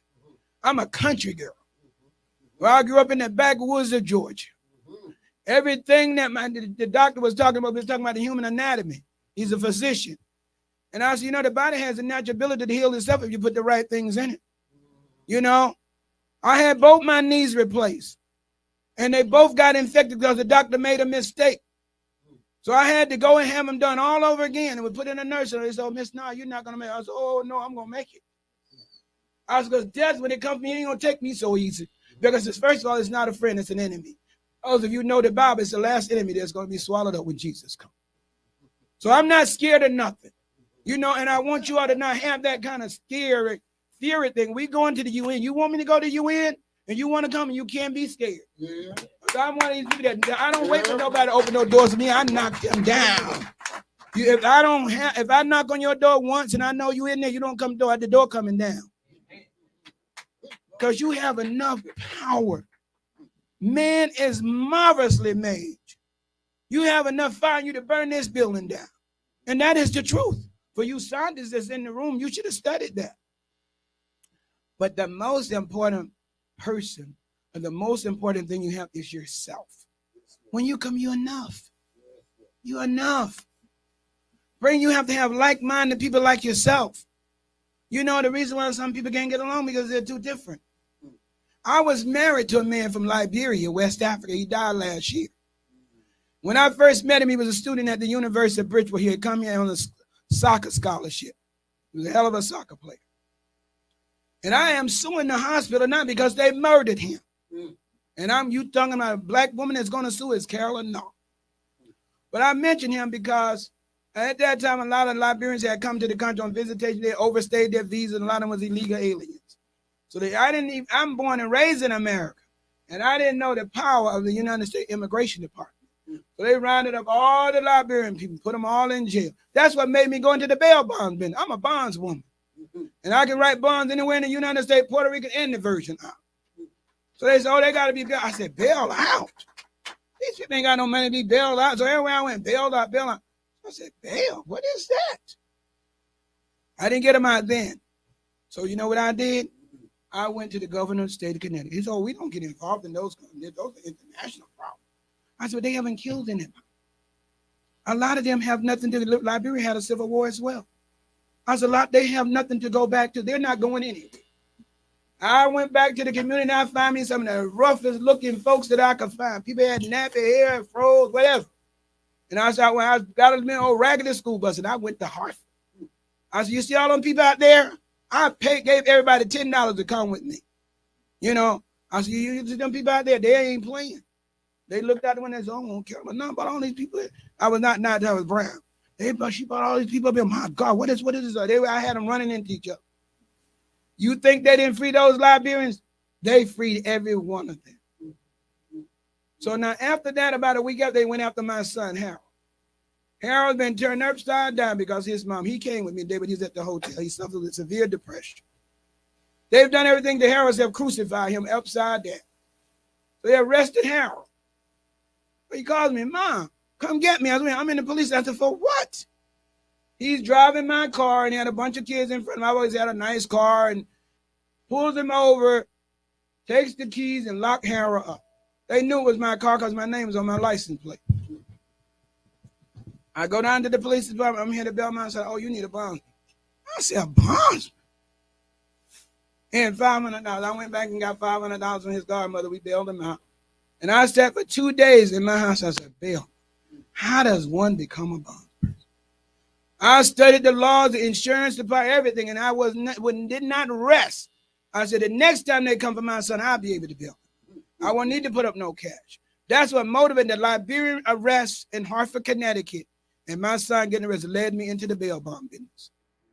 When I went to the bail bond convention after 3 years into the bonds person, I was running people. They said, "You a bondsman?" When I go to the police department, they would say, "Well, you need a bondsman." I said, "I'm the bond woman." I've shown them my license 100 times, but they couldn't accept the fact that I was a female. I was the first African-American female bond person in the country. I was lucky and fortunate to meet an old Jewish man out of New Jersey. Somebody told him about me, and I went to his office. When I talked to him and sat in his office, he told me about his father escaped the Nazi prison or something. And I said, we have a lot in common. While Hitler was burning up your people in Germany, they was hanging mounds on trees in the South. We have a lot in common. I walked out of that office today with $250,000 worth of power was in my hand. He trusted. He said, if you don't betray me, he said, and he did, he's dead now. He said, I will make you one of the most powerful men. And I did not betray him. But there's nothing deceptive about me. I'm telling you my story because your story is the same. Each one of you all have your own stories. You must continue to tell your story to your children and your children's children. Have them. You got something in Africa that everybody wants. Never be ashamed to say that I want a piece of separation because that's not asking a lot. And as I said in my closing remarks, the time is now. The place is here. And the answer is us. It's Inauguration Day. It's Inauguration Day. And I feel nothing but pride and joy. Thank you. Oh, my goodness. Oh, my goodness. Is that clapping or snapping? What is that? Come on. God need to be standing up for this lady. Stand up for her. Stand up. Because we have to stand up for Biafra. And just like she has stood up for us. Stood up for us. And we have to stand up for Biafra. Fired up. Fired up. Fired up. Fired up. Fired up. Fired up. Ready to go. Hell yeah. You understand that? Oh, madam, thank you so much, ma'am. You did so wonderful. We really appreciate it. And we will go ahead and it's an interlude, an entertainment by, oh my goodness. Is she here? No kidding. Lily? I don't see her. You're getting ready to get entertained. This is not just speech. It's entertainment. Have you seen this cultural woman dance? Have you seen Lily dance before? If you have not seen this woman show you the depth, the internal conflict. What's the matter with this dumb thing? That's just me. Come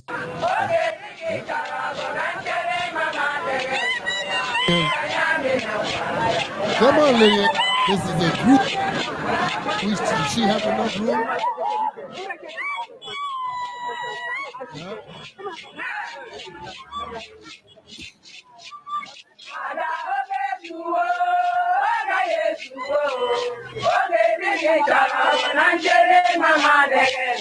Oh, come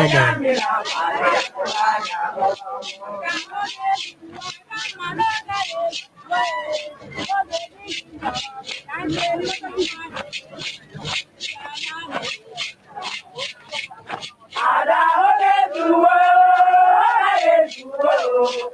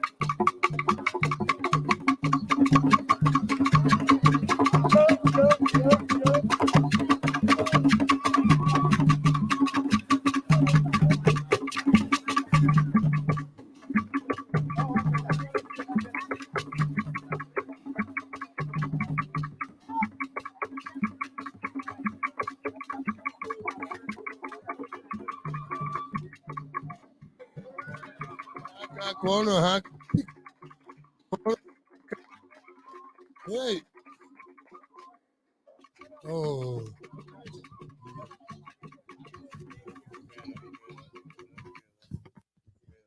Igbo bueno. Igbo bueno. Ladies and gentlemen, what we are today, we're here for freedom. People of all races, all nationalities. I brought my colleague from work, Miss Vivian from Ghana. She has to come and witness our struggle, our peaceful moments for freedom. Also brought this beautiful damsel, Denisha, from my job to come here and witness our people struggle. Also brought a wonderful secretary and her husband, to come here and witness a thorough speech performances, clamoring, begging, and praying for freedom. Freedom is one thing that's held everyone captive in this world.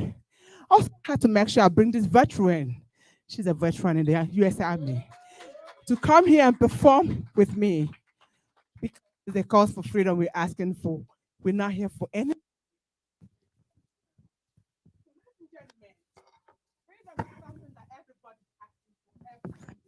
Hello, hello. Freedom. Thank you so much. The Bible says, I'll give you the freedom to get into the world and proclaim. Take authority, take dominion over every creation of the world. Be it grasses, that means harness the grass and cultivate and get some crops and feed yourself and your family and the entire world. That means any power standing against your freedom, ask your Father in heaven to please lead you to freedom. Because pathway to freedom is not easy. But guess what? At the end of the day, we'll get this freedom we're asking for. So everyone that's been here present, thank you for coming. We appreciate you. The Igbo land has something to say to you today. Man, ladies and gentlemen, I've not even forgotten my own uncle from the royal family of Ndeworo in Akoliada village, Afibo South. The prince, Nachi Mecha, whose elder brother is the king of my state. He's here today. He's not feeling well, but I have to put him and say, we are going to fight for freedom. So you come out because it's the moment of freedom. Whether you are sick or you are crawling or you don't have any legs, no matter how old you are, it's a matter of freedom. And freedom is a matter of the heart. Because when you're free, your heart is liberated of all negativities and all dark powers. So ladies and gentlemen, thank you for coming out today. Dance, I hope it ministers to you, but don't forget us in your prayers. Thank you. May God bless the United States of America. May God bless the whole world and give all of us freedom. Freedom will come. Hallelujah. Thank you. Peace. Thank you. Thank you. Lillian, thank you so much, my dear. What a cultural performance. I mean, did you enjoy her dancing? Really? Come on. Huh? She is fantastic. Oh, my goodness. We're going to go right after by my sister Lillian. We're going to go by remark by Mrs. Dawn Brohan. Where do I have seen that name before? But I've seen it, Brohan. Come on up. Let me do something with you that I haven't done with everybody else. Come on up. Hi. How are you? Hi. Oh, Dawn. Come on. Yeah, I had a cousin named Dawn. Now, one of the things that it was my fault. Yeah, not everybody's fault. I did not get your CV. Oh. Really, and it bothers me when I don't do things right. It does. So I'm asking you to please introduce everybody on your own and then give your spiel, as they say. Ladies and gentlemen, please, a round of applause for this wonderful little lady, Lillian Dawn. Dawn. Am I right? Yes. Did I mess up? Thank you so much. You're and welcome. It's such an honor to be here with all of you on this historic occasion. And just to give you just a little bit about who I am, my name is Dawn Brohan. I am the daughter of Norman Kurland, who will be speaking later, the wife of Roland Brohan, and the colleague of Michael Graney. And I have to say, I am the product and the daughter of someone who has devoted his life to justice for every person throughout the world. And I've had the unenviable task of trying to follow not only in his footsteps, but also to bring whatever talents that I have, whatever knowledge I have, to furthering that work. And I'm honored to be speaking here also in the presence of Dr. Carolyn Na, who is a leader in the civil rights movement. And she and my father have a lot in common. They worked with many of the same people, including Medgar Evers and other brave people who gave their lives for something noble and good and universal. So I helped found the Center for Economic and Social Justice back in 1984, and I've been working as the Director of Communications in an all-volunteer organization. And I want to invite everyone to visit our website, and you'll learn something more about what brought together my father, Dr. Na, my husband, Roland, and my colleague, Michael Graney. So with that, I want to offer just a few words. And I have to say, this was a really tough group of acts to follow. So please bear with me. So on behalf of all my colleagues in the Center for Economic and Social Justice throughout the US and around the world, I want to thank Dr. Uma in particular for inviting us to speak before your group on this historic occasion. This is, in many ways, the 21st century Declaration of Independence for the Biafran people. But your Declaration of Independence is not only for the Biafran people, but for every human being who hungers for freedom, independence, and hope for a better future. However, freedom, independence, and hope can only flourish where there is true justice, social justice, and economic justice. Not for only the few, but not only for the majority, but for every human person from birth to death. And to make justice a universal reality, which is the mission of our organization, CESJ, we need to understand that justice is not simply a word, but it is a system of universal principles of participation, distribution, and correction. The basic human rights that must be extended and protected for each person, no matter who they are, what they believe, or where they live. These principles must hold true in our interactions with our fellow human beings, but also in every institution, our social, political, and most fundamentally, our economic institutions.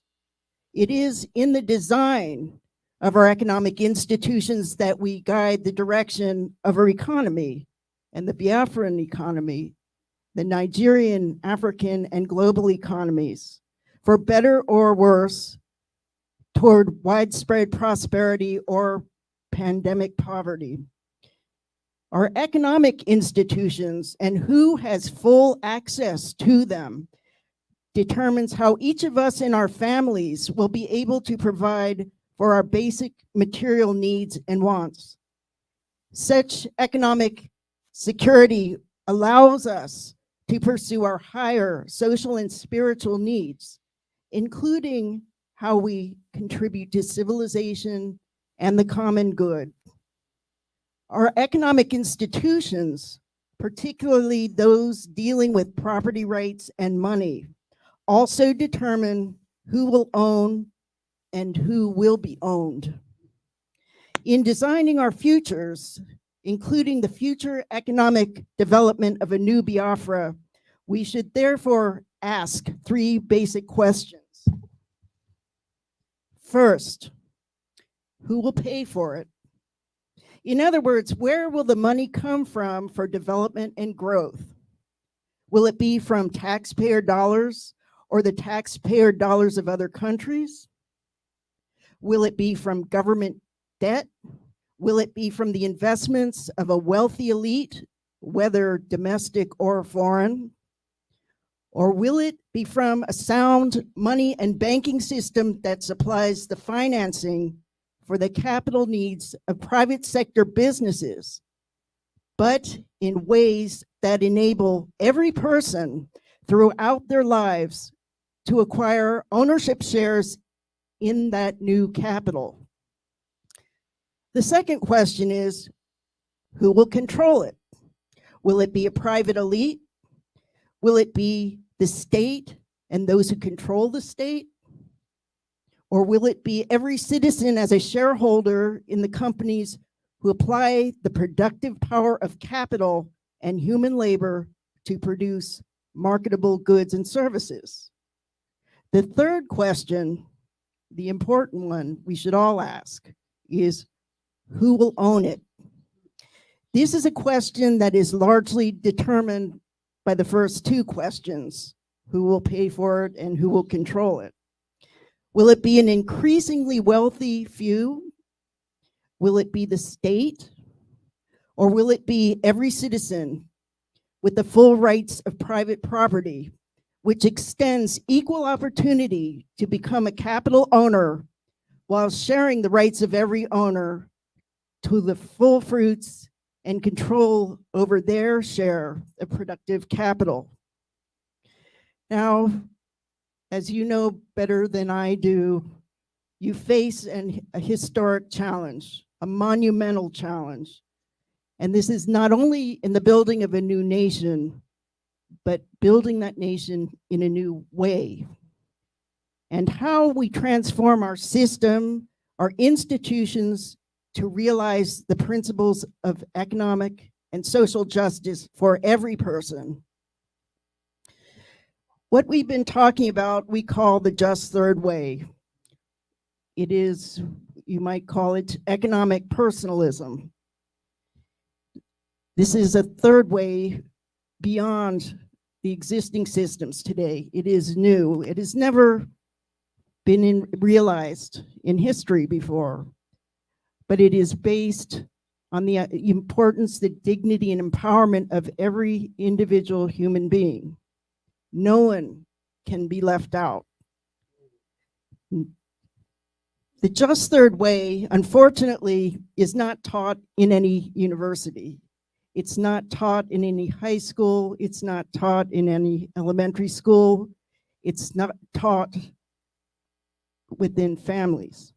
So it's not yet part of the culture, but we at CESJ believe that what you are doing today could bring a new birth of a new system we call the just third way. And that is why we formed Justice University, so that this idea can be spread throughout the world, starting in Biafra, spreading throughout Nigeria, spreading throughout Africa, spreading throughout Europe, the United States. Every country needs this new way because we are now following a path to destruction. So we invite all the leaders and members of your movement, your new nation, to participate with us in Justice University and to spreading it throughout Biafra, Africa, and every nation in the world, because we must be united if we are to have freedom and justice for every human being. So I end with a few closing questions. Will the new Biafra continue down the road of capitalism, socialism, or welfare statism? Or will it look toward a new just third way that can bring economic, political, and social justice to every person, not only in Biafra, but for the entire world? It is for this group and each of its members and every citizen of Biafra, Nigeria, and the world to decide, would I rather own or be owned? Thank you.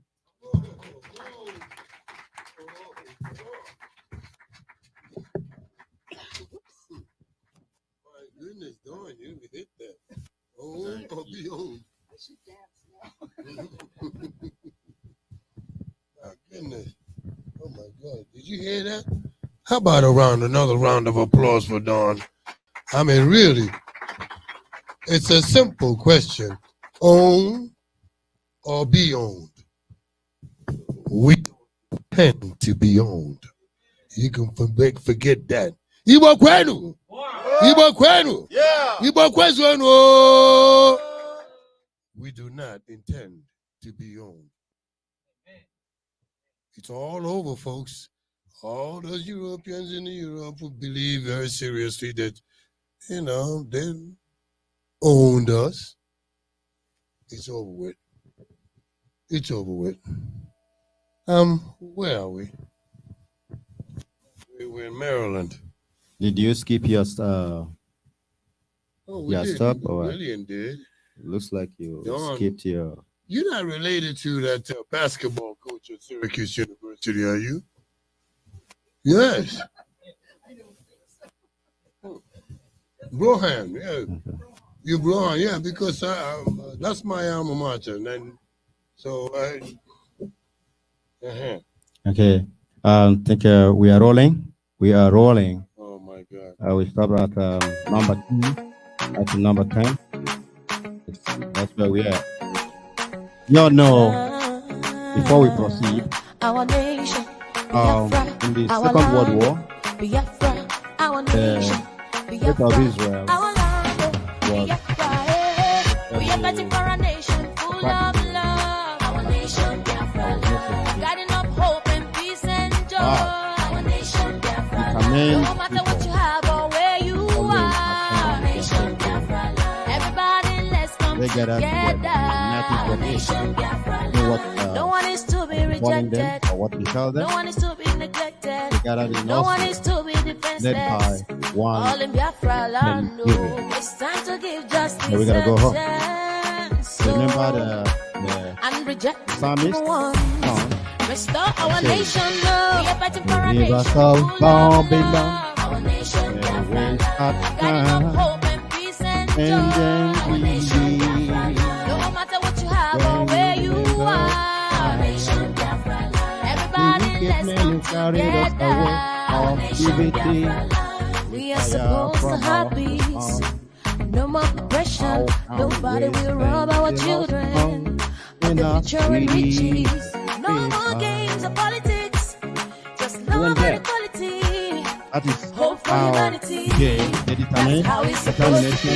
We are fighting for a nation went back full to of the founded state love. of Our nation, Israel. Today, Biafra, Israel guiding up hope and peace and joy. and joke with Israel. Our nation, Biafra, no matter what you have or where One you nation, are. the world, not for strength. Everybody let's One come strength, together. Our nation, name it. we are Without one mentioning strong it. family, one Israel becomes the primal people. state. We are one strong No, family, we are on one that level. people. We are like C-130, our mission, Our nation, our destination. guiding up Biafra. hope and peace Thank and you. joy.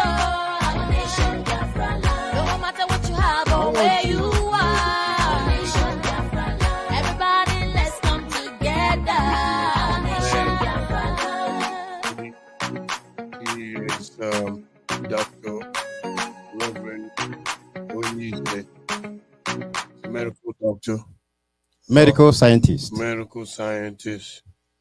We're number in the Biafran We are going to number 11.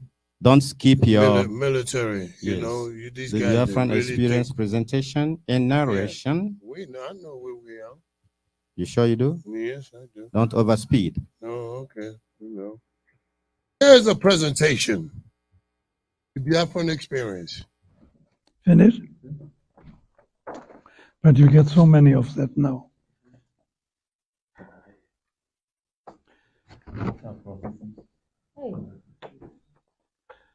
This was the situation you saw in the sick bases.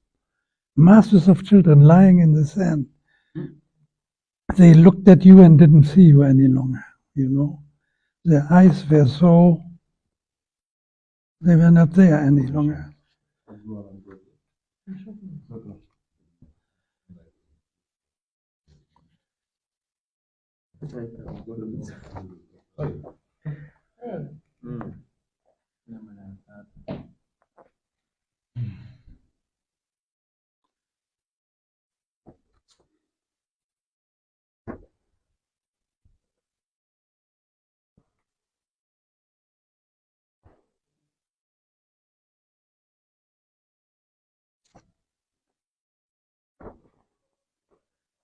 Waiting for water.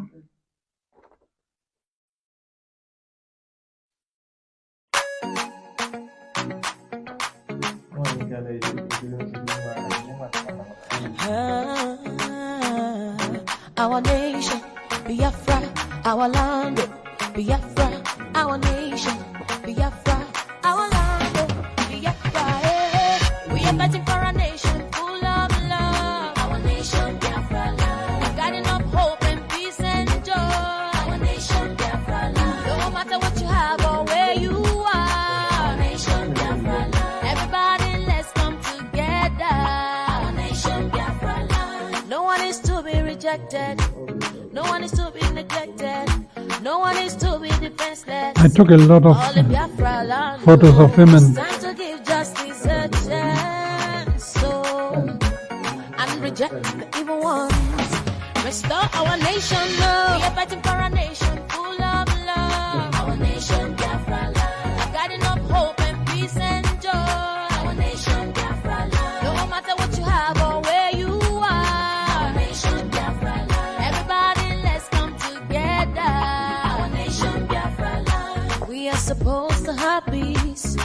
No more oppression. Nobody will rob our children of the future and riches. No more games or politics. Just love and equality. Hope for humanity.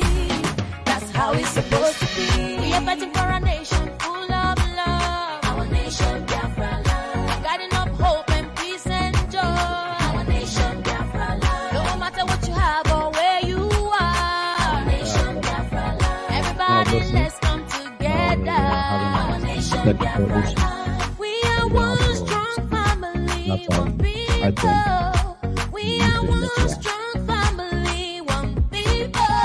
We are fighting for a nation full of love. Our nation, Biafra land. Guiding up hope and peace and joy. Our nation, Biafra land. No matter what you have or where you Okay, are. I'm gonna bring on board Everybody, let's come our medical together. Our community. nation, Biafra land. Reverend Chief Dr. Felix Onyise. Here he comes. We go give him a hand. Give him a round of applause. This is a big time scientist. Reverend, doctor, can cook too. Thank you. Welcome all of you again. And just have to give you a very summary of why we're here and enlist you to help us achieve this goal. Now, I was 9 years old. I'm a Biafran veteran. I saw Juku. He taught me. My number is BA308456. I never forgot it. And it's what I saw during that tender age. The fighters, the bombers, the shelling, the death that still goes on, the starvation that propelled me when my own parents never saw 4 walls of school to come to America. I truly didn't emigrate here. I came here to study medicine, go home, and help. That was the promise I gave them, that I'm coming here to learn the good things in America and come home. I was the leader of Scripture Union. I read the entire Bible by age 10. And it's what I saw there. I came here to YMCA College, Young Men Christian College, Young Men Christian Association College in Chicago. It used to be on 211 West Walker Drive in Chicago. Now, I have to assume a lot. I'm the fast forward. Everybody here knows exactly the carnage, the pogrom, the death, the killing of the Igbos in particular, and other ethnic groups. Do not think that it's only the Igbos. There are other smaller ethnic groups within the Southeast that faced the same thing that we had through. For instance, the second to Colonel Ojukwu, or the Ojukwu, is General Effiong. He was not an Igbo. So we just have to make this clear that Biafra is not an Igbo thing. It includes everybody. We were all slaughtered. We were killed. over 3 million people. As you can, go to the internet, search Biafra, search Nigerian Civil War, the genocide. This is a true genocide, the kind that has never happened. I don't think of any other civil war in this particular war that was as bad as that. There hasn't been any other civil war in this world where the world powers, all of them, with no exception, except France, that didn't help at the dying minute, that gang together against us. They ganged together against us, and it's still going on today. There was an international code of silence for which Ojukwu said that it's because we are black and Africans. Go to Aburi Accord. You will see it here. He said it, that's why the world had a code of silence. And that code of silence maintains today. It was Bruce Mayrock, a 20-year-old Columbia University in New York, that immolated himself in front of the UN office that attracted the attention or made them to speak. He did something nobody else has done except our Lord Jesus Christ, that died for our own sin. This young man died for people he never met, people he has not ever met, people he will never meet. He sacrificed his only life for them. And that does not mean anything to the so-called world power. And that has continued till today. Till today, it has continued. The pictures you see here, these atrocities you see here, they are not something that happened 3 weeks, 4 weeks ago. They happened as I'm speaking to you right now. If you doubt me, pick up phone and call somebody in Biafran land, Southeast, even Southwest. As you know, this is not just a Biafran thing. Our Yoruba nation is doing the same thing. They want to go. We were forcibly amalgamated with no consultation in 1914. Nigeria, I repeat, Nigeria was never a country. Nigeria was British Fulani enterprise. Nigeria has never been a country, even as we speak. If there's anybody in this world, from UN to any association, to any country, any power, that has any reason whatsoever to say that we must continue to be in Nigeria, we are calling upon you today. This Biafra House, we have a phone number, we have a website. We are waiting for you to consult us, to tell us why you think we should continue to be in bondage in our own father's land because of our resources. We're not asking for too much. We're not asking you for anything. What we're asking is to leave us alone. Leave us alone. Leave us alone. If you want what we have, the natural resources under our feet, you want our human resources, then let us enter it the way you do your own products. Come to us and negotiate with us, the owners of the resources. You don't go to the houses, the Fulanis. Indirect rule that Britain has done over the years to kill us, kill our people. Who would not cry if you see these pictures? Who has seen a pregnant woman opened up and her fetus dumped out? Who have seen that and keep quiet? Why should we be quiet? YouTube will not carry these pictures. They claim, oh, it will scare the public. Facebook will not. These are conspiracies against black men. Well, we have it on there. We are going to speak, take our stories by ourselves. We are not going to wait for anybody to do it for us.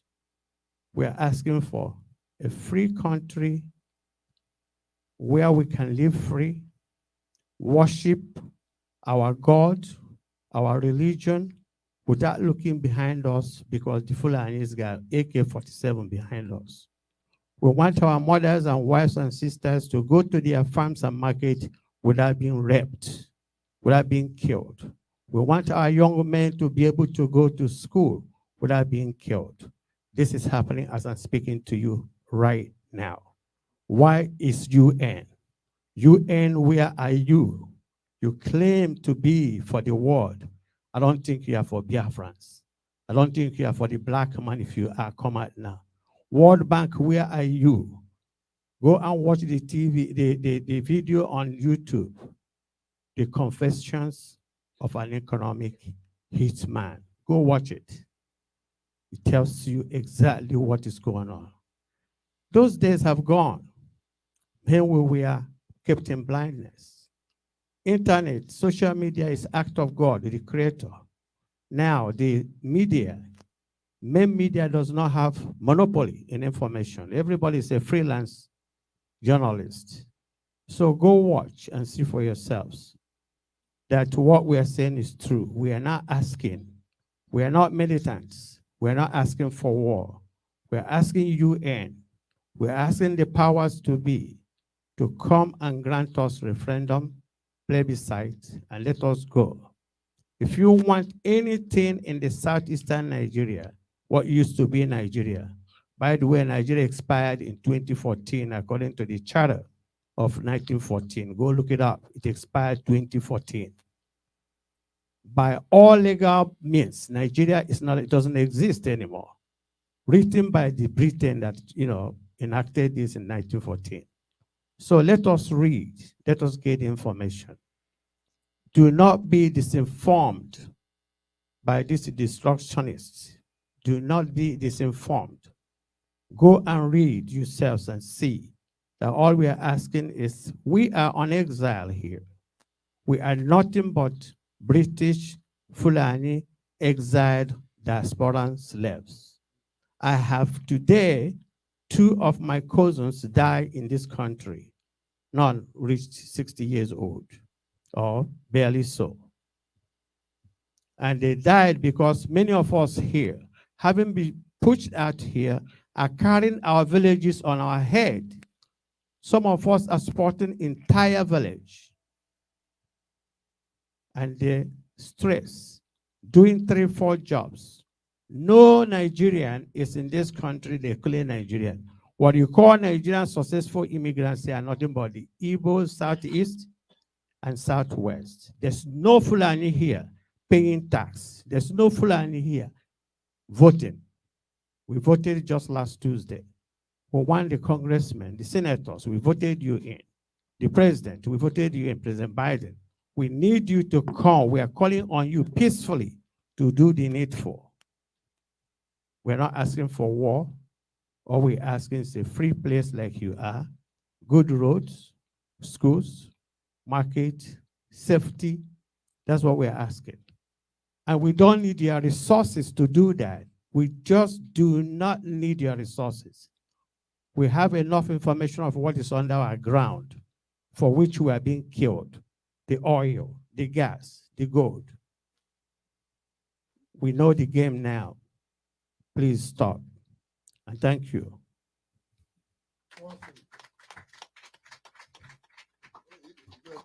You really have to be louder than that for him. He is, he told the truth. He told the truth. The atrocities that are taking place in Biafra today is ongoing. It hasn't stopped. Day in and day out. The murder. There were some videos that we're getting ready to show you. And, I think that you have strong stomach. But we have to be truthful. We have to be real. We have to let people know that this is what is going on. Our nation, Biafra, our land, Biafra, our nation, Biafra, our land, Biafra. We are fighting for a nation full of love, nation Biafra, guiding up hope and peace and joy, nation Biafra. No matter what you have or where you are, nation Biafra. Everybody, let's come together, nation Biafra. No one is to be rejected. No one is to be neglected. No one is to be defenseless. All in Biafra land. It's time to give justice a chance. So, and reject the evil ones. Restore our nation, Lord.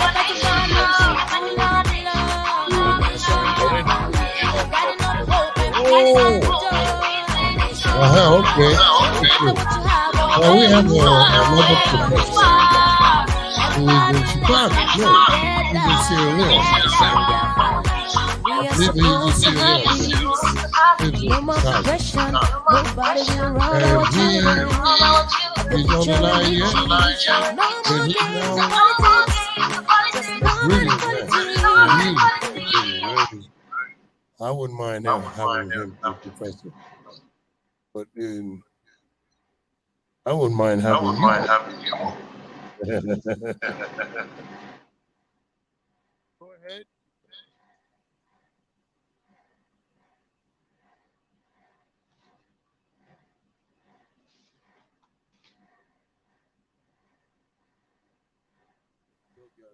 Okay, is he coming? Is he on the air yet? We're gonna have to next agenda. Okay, so there's no satellite over there. No. Hello, everyone. Can you all hear me? Yes, we can. Yes, I want to begin by thanking the ITT team for making it possible for me to speak with each and every one of you on this historic occasion via satellite. Invited guests, distinguished ladies and gentlemen, and friends of Biafra in the United States and all over the world. I am Dr. Philip Siaka, and I make these brief remarks as a member of the organizing committee tasked with responsibility for the successful conduct of the event today that we all are witnesses to. I am delighted at the opportunity afforded me to make these brief remarks. The inauguration of BIAFRA House taking place this weekend in the Washington DC Metropolitan Area marks a milestone in the struggle for self-determination by the Igbo and their neighbors in eastern Nigeria that dates back to, and in actuality, foregrounds the declaration of the independent state of Biafra on May 30th, 1967. Here are the reasons which make today's event preeminently significant. First, Biafra House is the seat of the Republic of Biafra Government in Exile, REPBGIE. The government emerged as a response to the non-stop military occupation of Biafra land, our beleaguered homeland. The occupation dates back to the supposed end of the Nigerian Civil War in 1970, but ironically broke all records in repressiveness under the Fourth Republic, the so-called Fourth Republic, since 1999, particularly under General Muhammadu Buhari, who is supposed to be retired since 2015. In responding as we did by unveiling the Republic of Biafra Government in Exile, we are exercising our right to self-determination under international law, consistent with regional and international treaties, such as the African Charter on Human and People's Rights, adopted in 1986, the International Covenant on Civil and Political Rights, adopted in 1976. Actually, the first is 1986, the African Charter 1986, the Covenant on Civil and Political Rights 1976, and the International Covenant on Economic, Social, and Cultural Rights, also adopted in 1976, each of which instrument Nigeria duly ratified by the Nigerian government and incorporated into Nigerian domestic law. Second, BIAFRA House offers itself as a repository of data and information, nothing of its kind anywhere else, of physical and electronic information relating to Biafrans and their long struggle for self-determination. Third, Biafra House presents itself as a formidable media center, of which Akuku Uwa Radio Network, now hosted by American Biafra Veterans Network, ABVET, serves as a ready nucleus. In a nutshell, with Biafra House, the Republic of Biafra Government in exile ingeniously brings together, in one fell swoop, at the disposal of Biafrans at home and in the diaspora, along with their numerous friends all over the world, a seat of government, repository of physical and electronic information related to their long struggle for self-determination, and a formidable media house, complete with a modern TV station. Given the opportunity to determine their political fates, like other people in other parts of the world, Biafrans will run a society day and night different from Nigeria. It will be a political community where the government will work strenuously and tirelessly to ward off unnecessary wants in the midst of plenty, drawing on the 4 pillars of an economically just society propounded by just third-wave philosophers like Attorney Norman K. Holland, President, Center for Economic and Social Justice, based in Washington, DC, whose keynote poignantly graces today's inauguration event, for which we are so very grateful.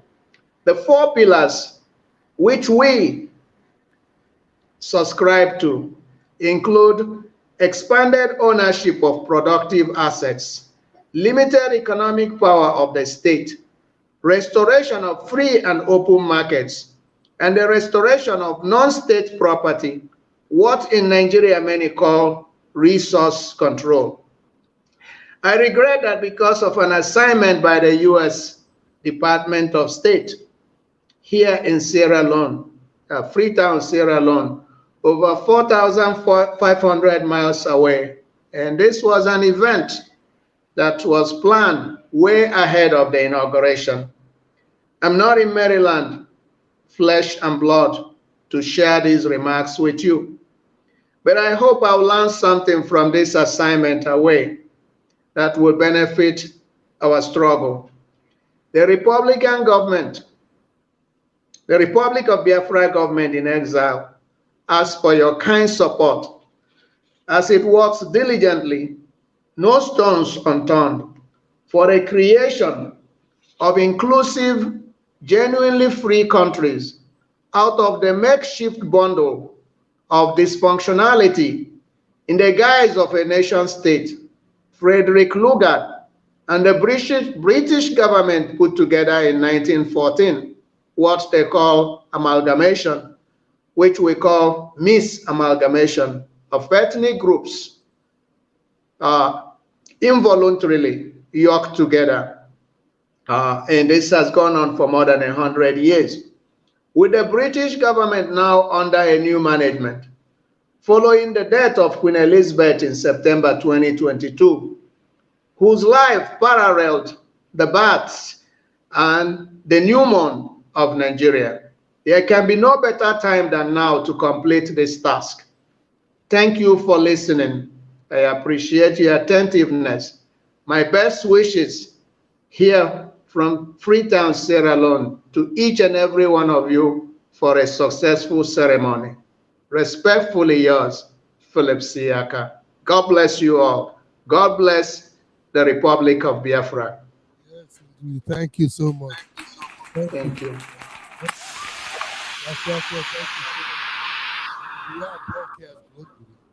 In case you didn't know, you're all over the place. And we welcome everybody outside. I'm not wondering what is this all this inauguration in the Biafran government in exile. Well, we're here, and I think I'm going to bring on our keynote speaker. Is there anybody that has an objection to that? because we have really been waiting for him. I mean, he's been introduced all the way from Sierra Leone. So, is it Sierra Leone that he was in? That was Sierra Leone, wasn't it? All right, Dad, go ahead. All right. He's dead to all of us. 92 years old, by the way. Oh, yeah. 92 years old. Let me do it this way. Are we ready, gentlemen? Are we ready? Are we ready? 1 minute, one finger. 5 fingers. 1 finger. I'm eager to hear him. I'm really eager to hear him. I mean, you heard his daughter. I mean, if his daughter can speak that well, what can we say? Biafra, our nation, Biafra, our land, Biafra, we are fighting for a nation full of love. Our nation, Biafra, guiding up hope and peace and joy. Our nation, Biafra, no matter what you have or where you are. Our nation, Biafra, everybody let's come together. All right, here we are. No one is to be rejected. No one is to be neglected. All right. No one is to be defenseless. Here's the profile. All in Biafra land. Attorney Time to Norman. give justice a chance. So I'm Norman. reject the evil ones. Here is the Restore profile. our nation now. We are fighting for a nation full of love. 92 years old. I mean, come Guiding on. up hope and Got him peace in the and house. joy. Our nation, Biafra land. No matter what you have or where you are. Our nation, Biafra land. Everybody let's come together. Our nation, Biafra land. We are supposed to have peace. United States No more oppression. No, Nobody will rob our children. alongside leaders in the civil rights era, especially with Ted Alger. Hope for humanity. That's how it's supposed to be. We are fighting for a nation full of love. Medgar Evans? Somebody got somebody written wrong here. I do have masters and all that. I got to read. But anyway, Medgar Evans. Yeah. Appointed by the late President Ronald Reagan as Deputy Chairman, Presidential Task Force, Economic Justice Project, co-founder and President of Economic and Social Justice in 1984. Pioneer in legislation to establish employee stock ownership plans in U.S. and other developing countries. Primary author of Economic Democracy Act. Ladies and gentlemen, it's short, but I can assure you in 92 years of living in this life, this is very short CV. And I know that your round of applause is not going to be a tiny little round of applause. Ladies and gentlemen, I want you to please stand up, and put your hands together for this man, for this 92-year-old. Gentlemen, my dear brothers and sisters, Captain U.S. Air Force Attorney Norman Kirkland. Please give him a round of applause. Thank you. All right, sir.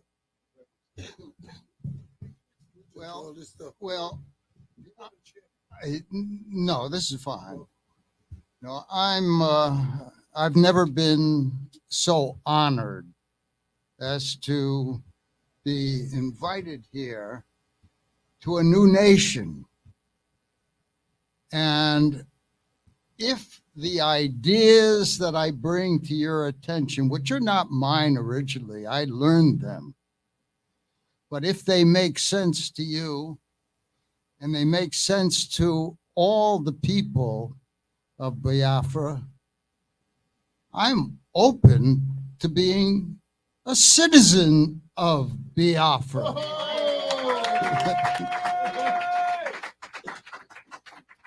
And I want to say initially that I brought 3 other people here. Unfortunately, my wife was not feeling well, and so she could not be here.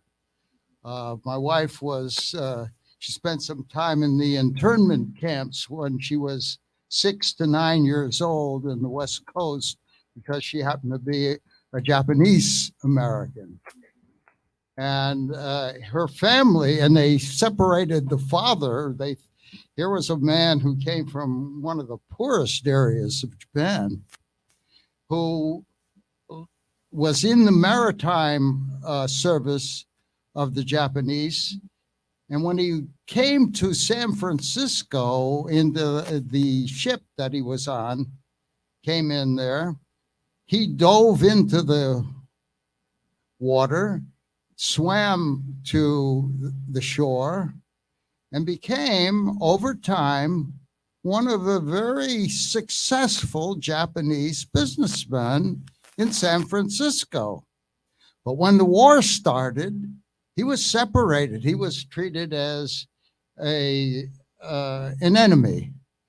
He was treated, he was put in the camps with prisoners of war, Japanese prisoners of war. But then finally they let him go near the end of the war. And the family decided at that time, Marie, my wife, her 2 brothers, one of whom became the head of the Japanese section of the Library of Congress, and the other is we brought them back when my wife she attended elementary school and high school in Japan, and then was able to get a scholarship to the University of Nebraska. I didn't know that, but when I spent 2 years of my Air Force career, I had command of several radar detachments in Japan, in southern Japan. And I knew her mother because I would call and she would supply us with movies and sports equipment and so on. And I knew her as Alice. But she was only paid, even though she was an American citizen and had come back to the United States. Oh no, at that time it was in Japan. She was paid about 1/3 of what an American would get in Japan because the pay rates were much lower. But in any event, the important thing is I've been very successful that my wife, she didn't like Japan. When she finished high school, she got a scholarship to the University of Nebraska. And I didn't know that. I didn't even know that Alice had a daughter. But someone took me aside and said, "Do you remember Alice?" "Oh, yes, of course." Well, she has a daughter at the University of Nebraska. And on that basis, I met her. And then Dawn was the first of our children, and we had 2 others. One was become very successful with IBM and as a thinker, but because my wife was supporting our concepts, there was a time where I wasn't making much money, and I'll tell you the story because I think it's very important to see who I am.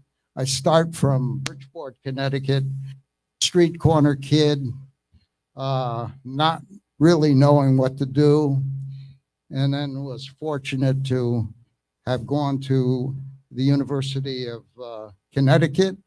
My grandmother supplied me the money. I think it was about $200 a semester compared to what it is today. That was 1948.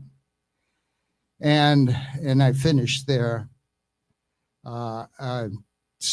not knowing what to do, but the Korean War was on, and I had an opportunity to become an officer if I signed for a 5-year contract to study a highly sophisticated part of military work. And it's called electronic countermeasures, which the bombers would use. They would put people like me in the bomb bay of bombers to be able to neutralize the electronic capabilities of the opposition.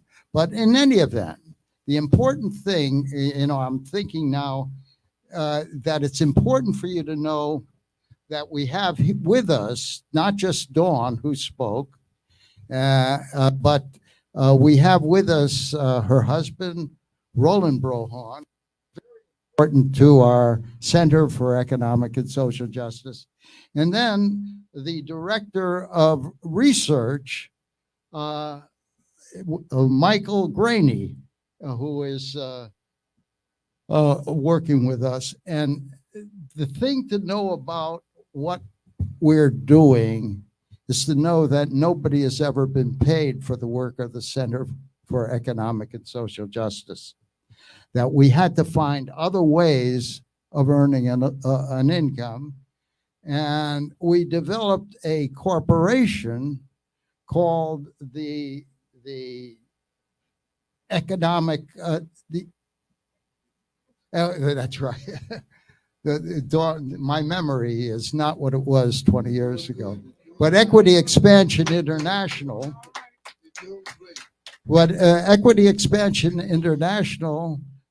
created the first worker-owned company in around the world outside of the United States.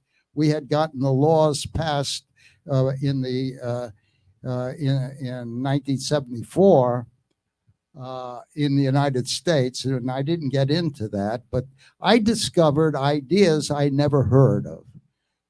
Before discovering these ideas, which I call the just third way, I was a typical Washington lawyer, because after I finished with the military, I went into, I was enrolled at the University of Chicago Law School, and I was already married, and Dawn was born soon after we started, and then the other two boys were. But in any event, the point is that I was still searching for a way to solve problems. And the problems that are obvious and should be obvious to each one of you is poverty as a problem, racism as a problem, because I don't think there really are different races. We're all one race, human. And third, being in war, knowing that war is not engaged in unless there are injustices, that we have to have a solution to global war, because we can easily destroy life throughout the world today. We now have the equipment, we have the bombs that can kill not thousands but millions of people around the world. So that was a problem that I did not have a solution for until, and as I say, I worked for 5 years as a federal lawyer on welfare and education law. For 2 years at the Department of Health, Education, and Welfare, and found that this is from when Kennedy first was elected. It was dealing with segregation in a way that got me sick, because the federal government was not really effectively addressing the segregation of African Americans in the South. And so I left the Department of Health, Education, and Welfare, and went to the Commission on Civil Rights, and there was a leader as the head lawyer. I went into the legal office of the legal department, and the leader there was African American, who later became the head of the Howard Law School, but he had been a Harvard graduate and very brilliant man, Clyde Ferguson. And we had a project. It was called the Mississippi Project. And so I was able to, while Clyde did not go into Mississippi, I was willing to go. And I worked with, as someone said, Medgar Evers very closely. Medgar would call me when they wanted to have Meredith enter the University of Massachusetts. He said, Norm, would you go down there and interview him? Well, there was a crowd there ready to cause all kinds of damage. They hated it, the whites there. But I went through them and then interviewed James Meredith when he, for the first time, desegregated the University of Mississippi, largely because of Medgar Evers. Now then, but I also worked in Greenwood, Mississippi, and that was really interesting. And this is all before the idea that I will talk to you about, before I knew of the economic idea. But anyway, I worked with SNCC, the Student Nonviolent Coordinating Committee in Mississippi. It was headed by someone called Bob Moses, very courageous person, a very brilliant person, and he organized in the town that was most racist. It's Greenwood, Mississippi, and they had what was called the White Citizens Council there, and they were the ones who were killing. They were the Ku Klux Klan of Mississippi, and they called themselves the White. And he went in there, and many other people, young people, went in to organize, to work with the people in Greenwood, Mississippi, and got them to agree that they were willing to go to the government and demand the right to vote. And the governor of the state and the mayor of Greenwood said, no, we'll arrest anybody who does it. So I came in and Bob Moses said, Norm, would you go to to meet with the mayor? And so I went there and showed my federal ID card. And he thought I worked for Bob Kennedy, but he said, you're one of Bobby's boys. I said, no. But in any event, I had with me there was a white fella who was part of SNCC. I said, would you go and tell the people that the mayor has now said that if the people just come there peacefully, we'll let them have the vote, which was really historic. And sure enough, that's what happened. Now that's just a story because that's all part of what I was searching for but didn't find. And then in 1944 to 46, I spent a lot of time in Mississippi, and then came back to Washington because there's the federal poverty program was enacted. And I read that, and it said maximum fees. One of the major goals, somebody put in this language in the legislation, maximum feasible participation of the poor. I said, well, now that's different. Now I see what I learned in Mississippi from SNCC and from Medgar Evers. I could see that's a good goal. So I left the Civil Rights Commission and went to work in the new poverty program. And then I was giving money out to grassroots organizations, and people up the line didn't like it because they wanted the money, any federal money, but I was giving hundreds of thousands to grassroots organizations so that they could organize.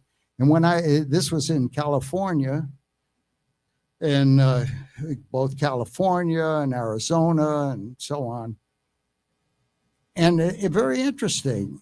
So I said, I'm going to quit. I don't want to work anymore for the federal government. And when I decided that, somebody walked into my office. And in 15 minutes, he introduced to me the Just Third Way. That was developed by a man who had written a book called, with one of the leading intellectuals at the University of Chicago. His name was Louis Kelso, Kelso. Now, Dawn, would you show the books that are on our website? These are all free downloadable books.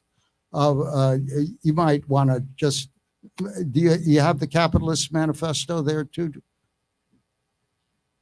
Oh, okay. Well, anyway, these are books that would give you an idea that after discovery of Kelso's ideas, I met with Kelso, and we formed a Center for Economic. No, it was the Institute for. Pardon. For the study of economic systems.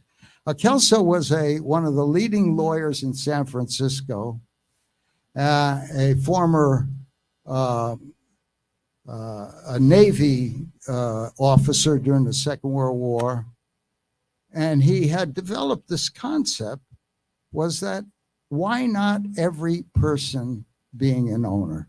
That's basically it. And so he wrote a book challenging Karl Marx. As a matter of fact, in 1957, he wrote a book or an article for the American Bar Association Journal called Karl Marx, the Almost Capitalist. And I'm mentioning that to tell you what Marx said in the Communist Manifesto. And Kelso was challenging Marx. But he respected Marx as trying to solve some problems. But if you read the Communist Manifesto, Marx made it very simple. He says you can summarize the entire philosophy of communism and socialism in a single sentence: abolish private property. Abolish private. And then there were 10 points. And several of those points to bring about communism in the world were totally antagonistic to what we're talking about. Kelso was pointing out, but Kelso knew that Marx wanted, and so he respected the man who wanted to solve the problems of poverty in the world in concentrated power, but he had the wrong idea. And so at that time in Washington, you couldn't use the term, any term other than capitalism. So Kelso's book was called The Capitalist Manifesto. He later got rid of the word capitalist because under capitalism, a tiny fraction of humanity own the tools of production, own the industries, get the profits out of, and Kelso, and I'll go into this, made it clear that we needed to make every human being as a fundamental human right, the right to be an owner equally from the richest person to the poorest. And now I'm going to talk about why I want to be And as I listen to people here, I like the idea of a nation coming up with these ideas. We've had some progress, which I'll talk later on, in St. Louis, which I'll talk after I make the main points. There's a group called Descendants of American Slaves for Economic and Social Justice. And they have gotten a Republican governor to sign a bill to turn land that's now owned by the state of Missouri to every child, woman, and man in the state. But they haven't yet solved one problem, and this is Kelso solved this problem. Where's the money going to come from? What's money, first of all? You see, and that's what I want to explain to you. It's so simple. It's so simple, but the money systems of the world is the reason that you have concentrated ownership, that you have a tiny fraction of humanity. Maybe 5% of Americans own more than the bottom 90%. And that's because of the money system. That's because of the Central Reserve. And I'll explain that and what the Central Reserve should be doing and what Kelso suggested that they do, and what I think that Biafra must do the same. If Biafra wants to promote justice to every one of its citizens from the time of birth to the time of death, then they have to build ownership power. And what is ownership? What is property? See, I didn't know what they were until I had the first day of law school at the University of Chicago. And in the property class, it was simple. Property is not the thing you own, not the land or automation or robots or other things that are producing wealth. No, it's the what property is the right to the fruits. It gives you power over things, the things you own. If you don't, only those who own have the power, and they will, if you concentrate power, as Lord Acton said, power tends to corrupt. Absolute power corrupts absolutely. That's right. So anyway, so this is what I was learning from Kelso, is what is, I knew what property is, but he also defined money. And let me say, there was another giant thinker in my thinking who really opened things up. I don't know how many of you have ever heard of Buckminster Fuller, but if you know of the dome, the geodesic domes, he invented that. And when I was working, when I quit the government, I mentioned that I quit the government. I went to work for the Citizens Crusade Against Poverty.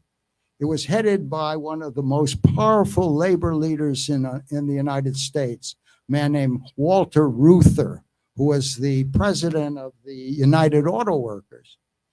And I had arranged for Kelso, because once I discovered Kelso, that was what I was looking for. That's where my work really began.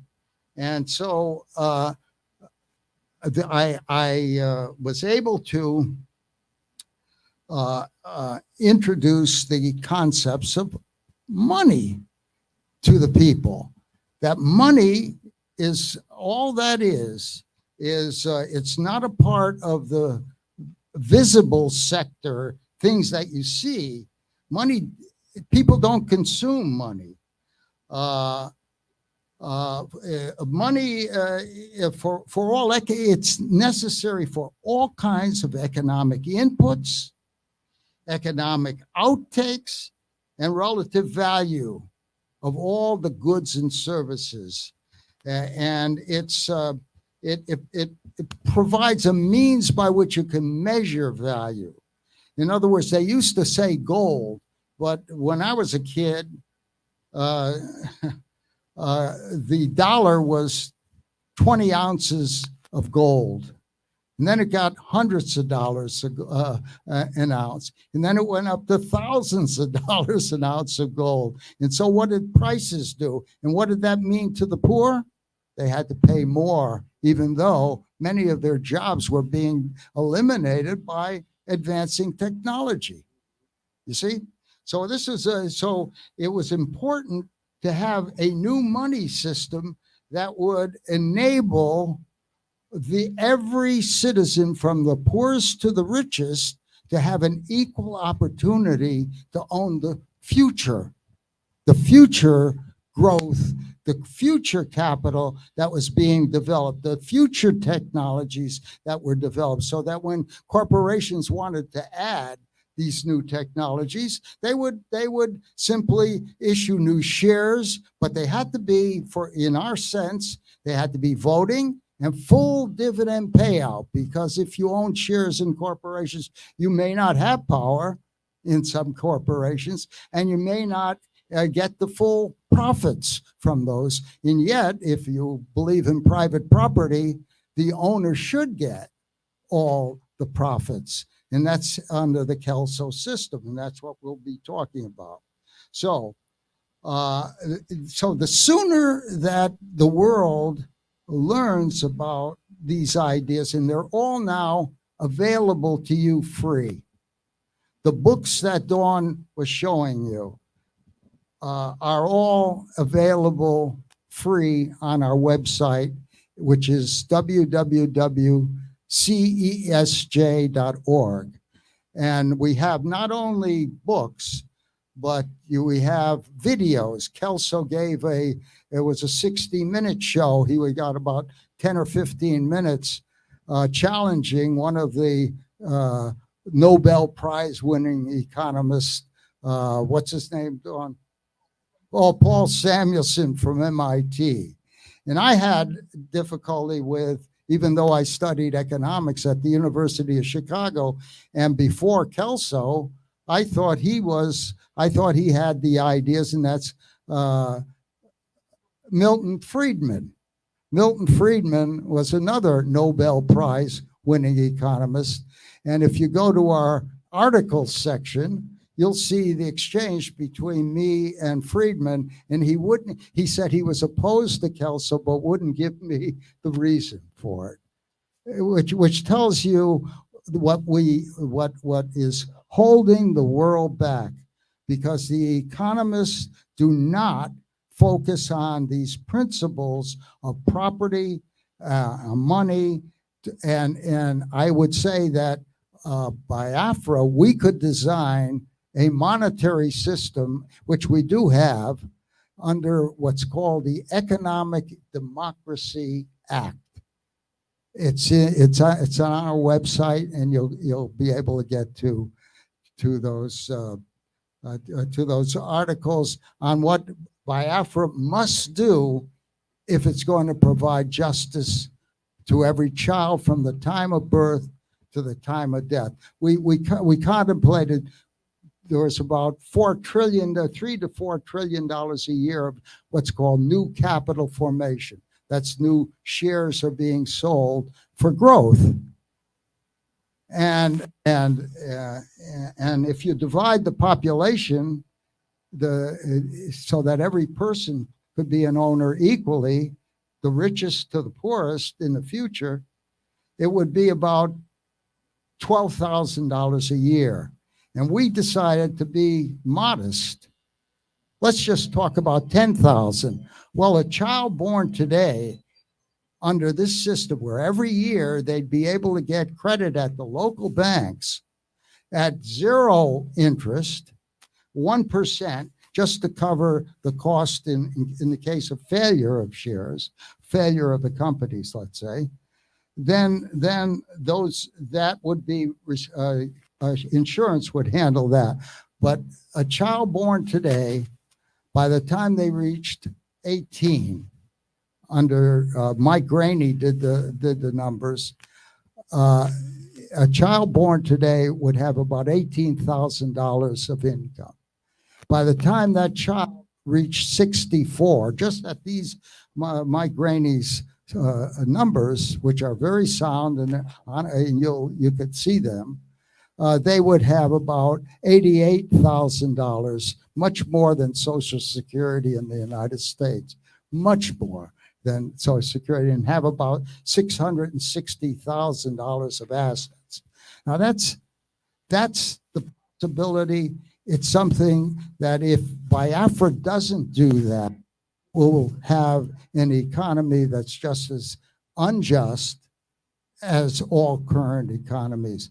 But the thing I like about the fact that you people are coming together to form a new nation in which every person is important, then the just third way economic system would provide equal future economic opportunity for every human being. And the first nation that declares this, people around the world will say, why not us? Thank you very much.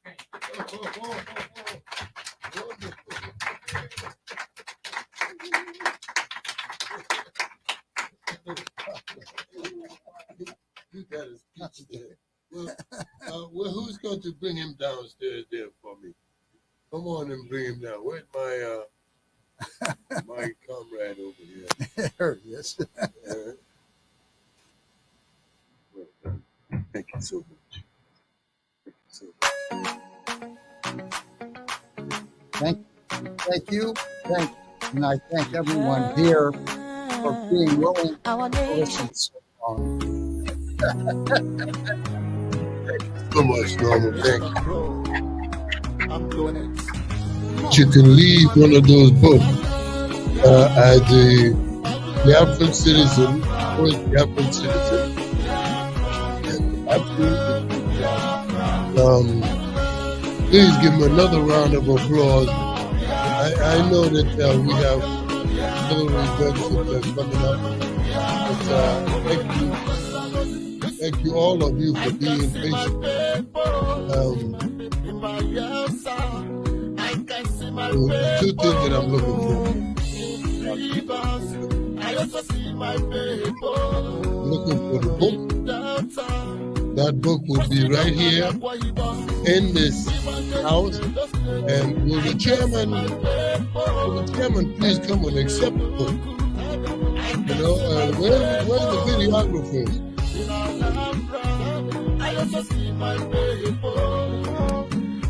Yeah. When is the new paper?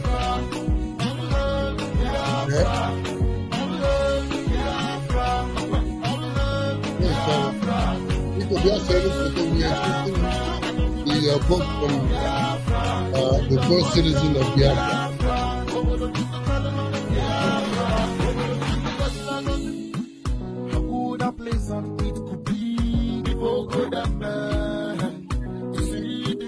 Three of our most important books. First one, Curing World Poverty, came out of a conference at Vatican in 1991, and it's a collection from many thinkers on the just third way. The second one is the Capital Homesteading for Every Citizen, which outlines the economic agenda. We hope Biafra will be the first nation.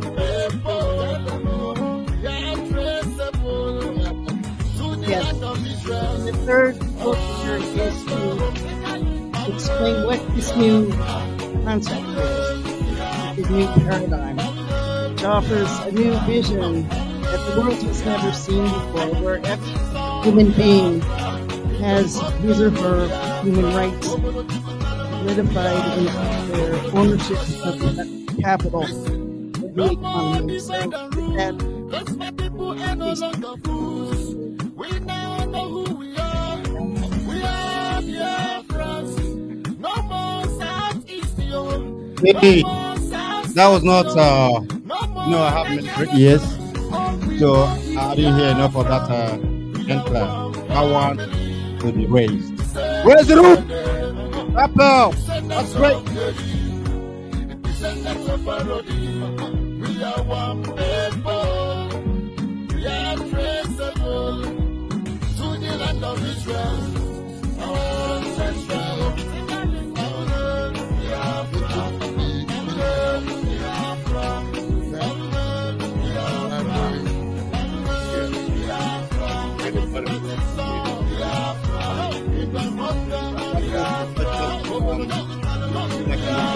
library.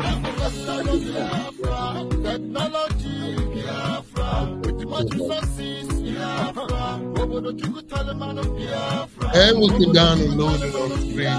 We can down.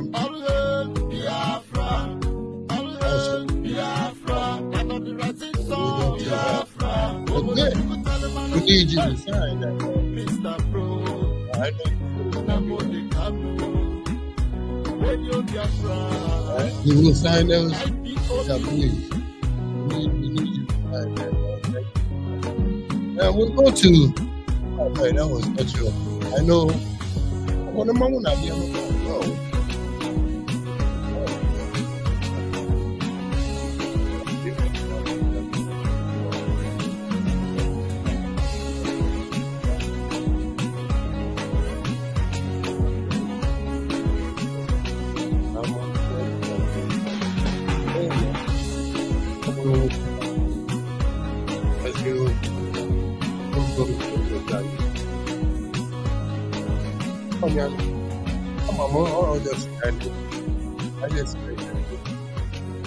Project.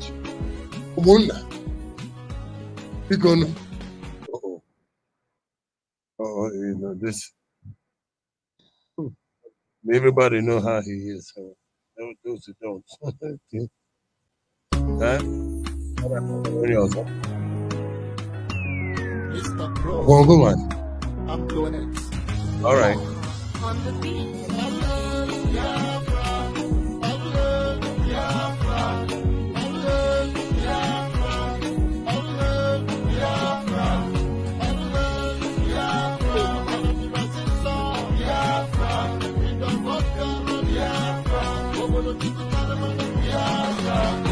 Hey, don't forget, Biafra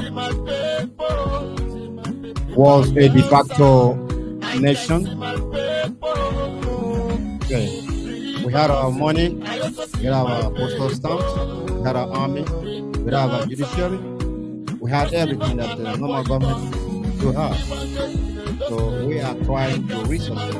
So we believe in the resurrection.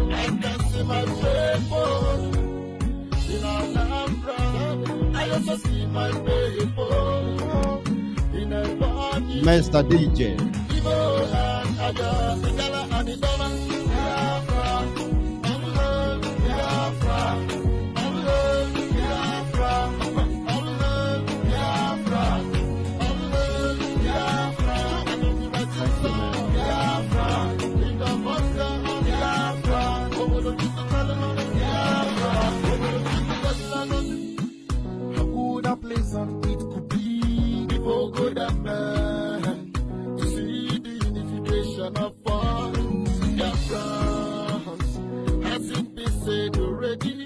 Let it be done.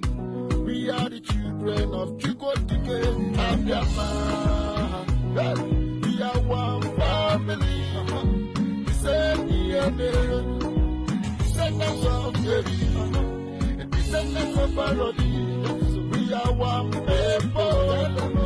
We are traceable to the land of Israel. Our ancestral home.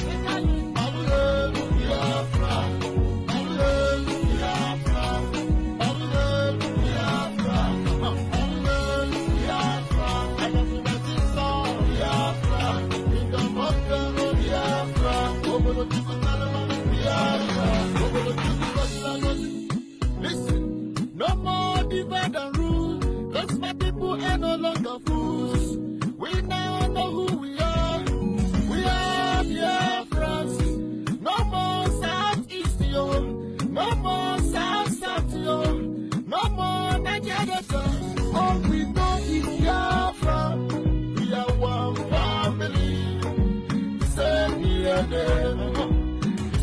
of Gary, the descendants of Parody. We are one people. We are traceable to the land of Israel. Our ancestral home. Biafra, Biafra, Biafra, Biafra. I got the right song, Biafra. In the Biafra, over the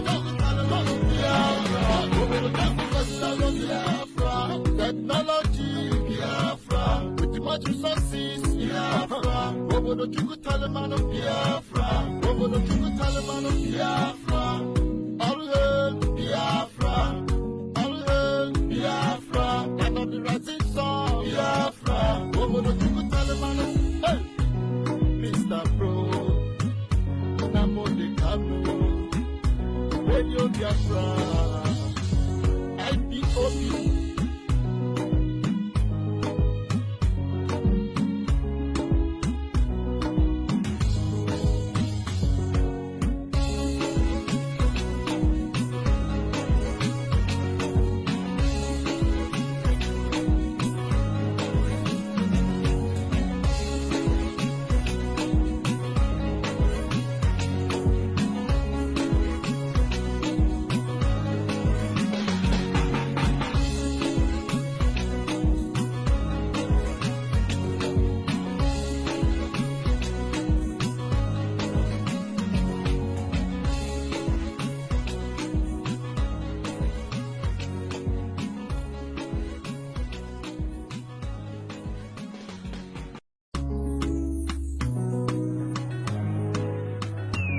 Mr. Pro, I'm doing it.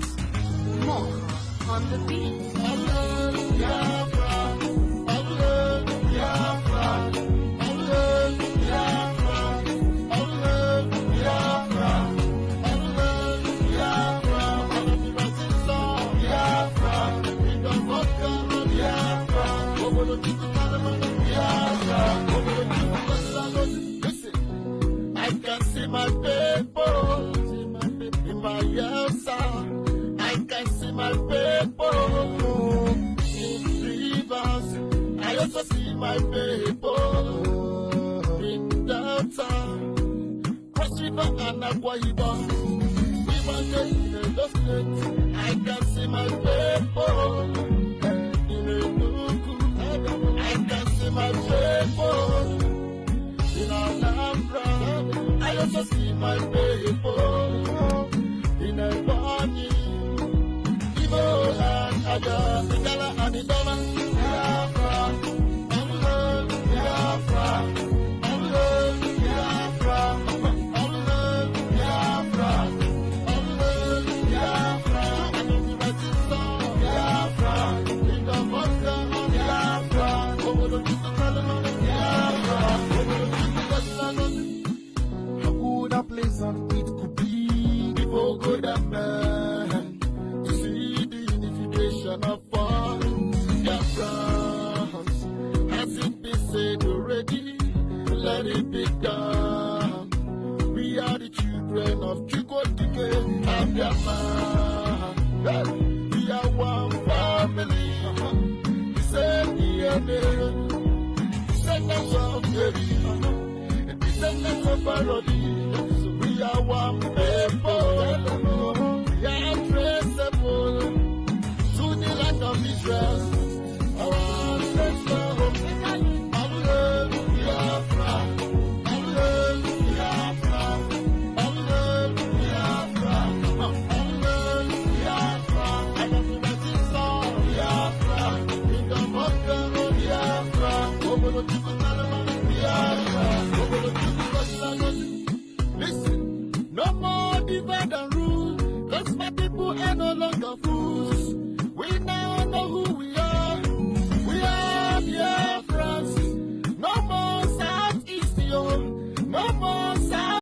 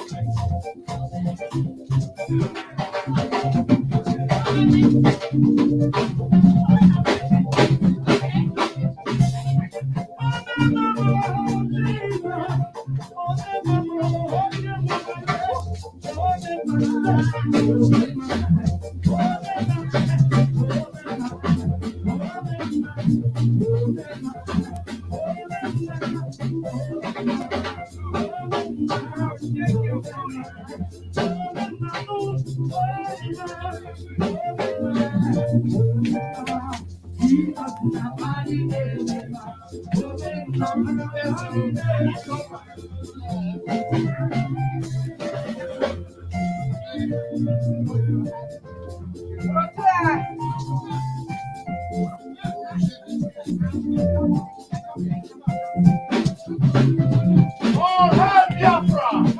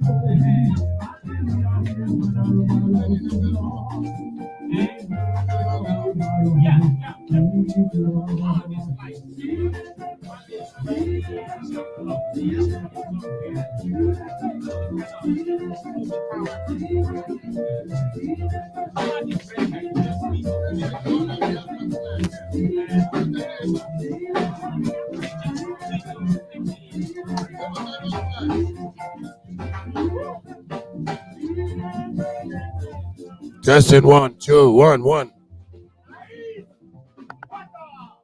All hail Biafra! All hail Biafra! All hail Biafra!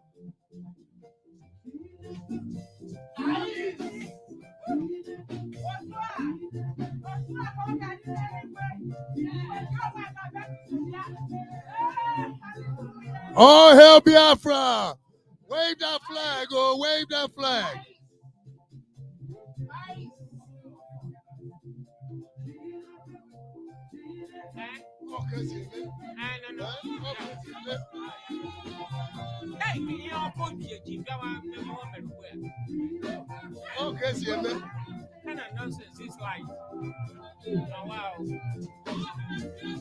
All hail Biafra!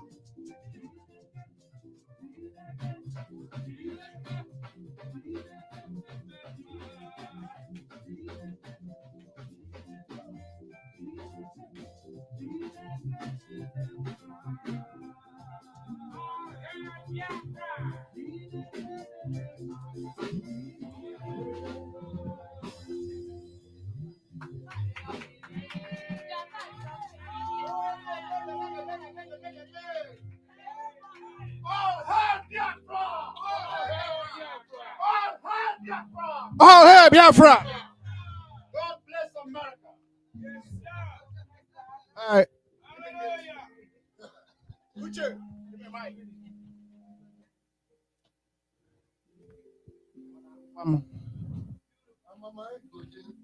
DJ, turn on the mic. The microphone. All right. Can you hear me? You can hear me now, right? Let me introduce you now. This is the committee chairman. This is Uche. I mean, not Uche. Uche, no, everybody. Keep thinking. Let me say, keep me. Norman, it takes a while, doesn't it? It crawls all the way from the foot. I hope not all till tomorrow. And come all the way to the top. Sergeant. Am I right, Norman? After me. No. Sergeant. Sergeant. Yes, sir. Joel Obunna. No, you're wrong now. Am I wrong? Yeah, surname goes first.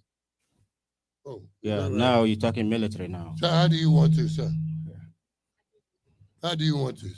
Sergeant Obunna. Yes. That could end your Article 15, field grade. When I got through, they gave me Article 16. Did you hear that, Norman? I had so many Article 15s. I had so many Article 15s, they created a new one, Article 16. All right. Now, front and center. Here he is. Standing tall and looking good. Right there. Sergeant Bona. Bunna, the chairman of the committee. The colonel himself. So anybody who has a flag, please wave it at him. Wave that flag at him. Because now you're going to sing. This man, hey, soldier, put on my shoulder, pick up your weapon and follow me. Airborne infantry. One day you'll be alone, all alone in a combat zone. One day you'll be alone, all alone. he's still drinking that stuff. Yeah, my good friend, put on my shoulder, pick up your weapon, follow me. Airborne infantry. One day you'll be alone, all alone in a combat zone. One day you'll be alone, all alone in a combat zone. Hey, my good friend, put on my shoulder, pick up your weapon, follow me. Airborne infantry. One day you'll be alone, all alone in a combat zone. We just want all Biafrans at home to know that we here in diaspora have them constantly in our mind. Constantly in our mind. We are not giving up on them. We're waking up. You ask us to wake up, we're waking up now. We are waking up. So let's allow. Yeah, here, hold on. Fellow countrymen, women, elders, and children, fellow Biafrans, veterans. Yes. Of. Go ahead. Hey, DJ. Don't get me started now. We are of. Notice I didn't give. We are U.S. military veterans. We are not fake.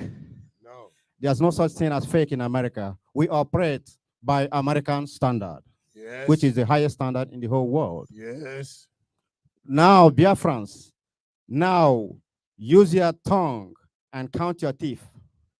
Follow who know road. Follow who know road. Some people there, some fabulators on social media, peddling falsehood that we are fake. In America, we are heroes. Oh, man. But you out there calling us criminals. Will all fake people please stand up? Watch what you say. I want to see all you fake people stand up. Because ain't no fake, there's no room for no fake in here. You see, once we start, we can't be stopped. For we are RED, red, HOT, hot, red hot, red hot. Once we start, we can't be stopped. Joel, over to you. Thank you. Uche, I need us to dance one more time. Can you hear me?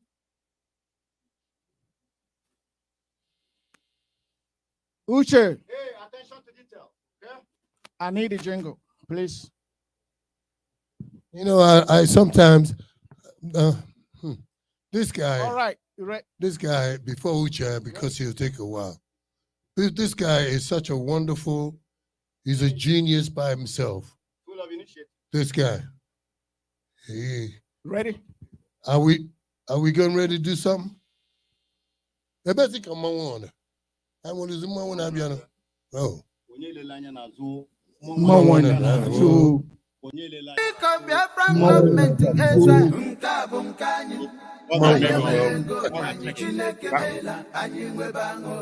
Okay, all right, this is our song. This is our house. Republic of Biafra Government. Exile. Higher. Republic of Biafra Government. Please, everyone.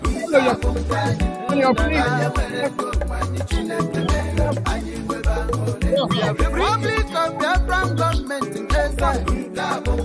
Freedom.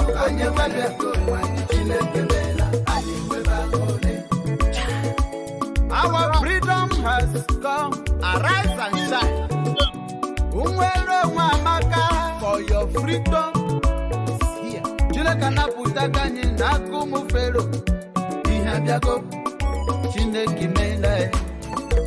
Let there be light.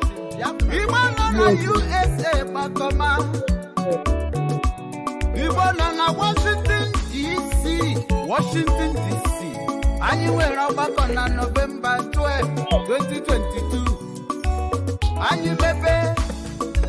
BIAFRA HOUSE, Washington DC. Officially, Oranuzije Bakoma.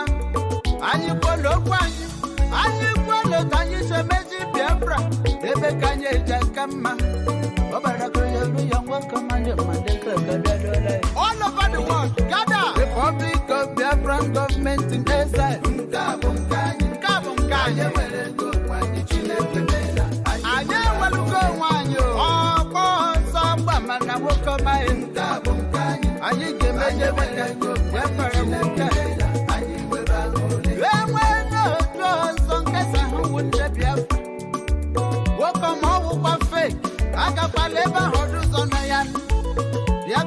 Washington DC, I made grand reopening of Republic of Biafra Government in US.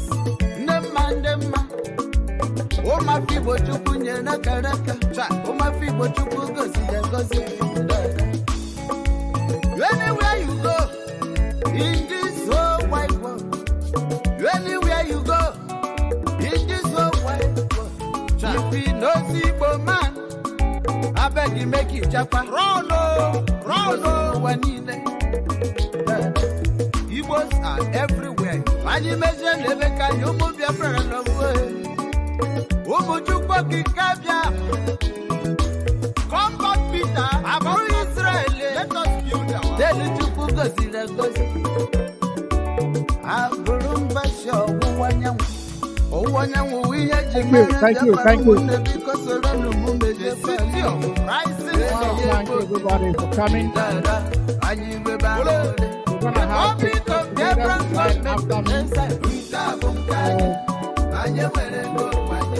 I want to thank everybody coming out, especially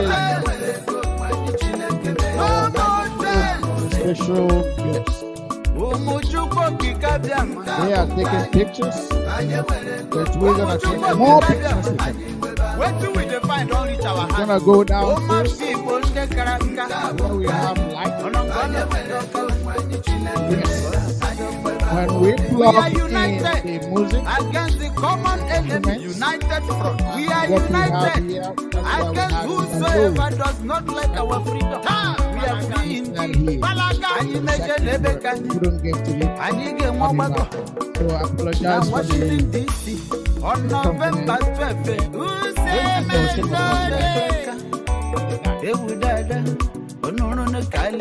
Thank you for coming. Congressmen, senators of US, everybody wait there you. Yeah, Washington DC. We are meeting every shall be great. face to face. If you hear that, your brother, WhatsApp or on social media. Freedom is key. Yeah, that is Ojoro. Please, thank you for coming. Chifobidike, it's our elderly guy here. I gave him so much hard time. He said it's okay. IG, I can't, every now and then I call him to hold me so I don't go crazy or over too happy. I have here my right-hand man, Chief Black, the chairman. We don't go by big names. We're simple. We make it simple. We don't go for president, chancellor, prime minister. We go simple until we get to have official election when Biafrans will participate. And then everybody will take their stand and their positions. We make a decision collectively and not an individual dictating what people should do. You know, they saw this giant's robe, they put it on themselves, and it hangs loose like a giant's robe on a dwarfish thief. Yes. So I will not hold you too long. It's hot already in here. It's hot in here. So we're gonna step out, take the picture. Please, we have the mug. The mug is here. We want everybody to get one. The coffee mug. As you step out, you take one. Maybe 100 years from now, it may worth $1 million. Because, yeah, don't rush it. He can't he can't even go without his third leg. Oh, yeah. So please. Once a month, twice a child. I thank you all. And then We need to have the prayer. Close it, Dr. Wumi. Please, can you come, please? Just a short prayer. Just a very short. And don't go to my fountain of fire here. Mountain of fire. May we all stand as she will give us the closing prayer. All right. On behalf of the Committee for the Biafran Government, I want to thank all participants, all wonderful people, especially Dr. Caroline Na. You speak truth to power, and I'm very proud that we have a stalwart mother, grandmother, justice speaker, justice fighter in our midst. But that means our problem resonates with you very well. And I thank you very much. Doctor, I'm very proud that you can, yes, okay, attorney, yes, yes. I am so proud that in spite of what people call age deficiencies, you smashed it down. And I'm very impressed that you can stand there for more than half an hour to speak to power also. Thank you so much. And for everybody else that came, that want to resonate what we have said today, it doesn't end here today. I want you to make your speeches. I want you to do the rally. I want you to write your representatives, write your senators, let them know. Write Biden. I've written one to him. He has not replied. And I also written Kamala Harris. She has not written back. But I know that I will continue to write because I'm a teacher. I'm going to teach them what they do not know. And that is that Black people don't give up. They stand up. We are going to keep on standing up. And that stands for Biafra and for even my Yoruba people. My grandchildren are Biafrans, so I'm standing here for them. So that 15 years, 20 years down the line, they will know that their grandmother was here fighting for their freedom. So that being said, let's bow down and thank God. Yes. I like to sing because sing ushers in the blessings from God also. Yes. I want to say, we love you, Lord, for your mercies never fails us. All our days, we've been held in your hands. From the moment that we wake up till we lay our heads, we will sing of the mercies of God. For all our lives you've been faithful, and all our lives you've been so, so good. With every breath that we able, oh, we will sing of the mercies of God. I beg you. Yes. Okay, thank you. Thank you. Let my sister say something. I like to pray, but she likes to say something. My name is Ebere Albert. I'm thanking every one of you for coming. You people know what it means to ask for freedom or fight for freedom. As I'm standing here, many of our brothers and sisters have lost their homes in Nigeria. It's in the paper, that is as of now in Nigeria country. They have no home. They are not going to school. So on that, we used to send money from here. All the money we make here goes to them. Nnamdi Kanu, our leader, is in jail. Court acquitted him. But federal government, the people that believes Nigeria belongs to them, yes, it belongs to them alone, refuse to let him go. That is a country I have ever seen in my life. where court of an appeal, we set somebody free, and you said you won't let him go. That will show you the kind of country we are in. No rule of law. They do anything they like and get away with it. So that is why I'm standing here to give you people this envelope. Anything out of your mind you have to support this struggle, we will appreciate it. I will share this envelope. It might be now, it might be later. Any way you can appreciate us so that our people in Nigeria, in Biafra land, can see tomorrow. Thank you very much.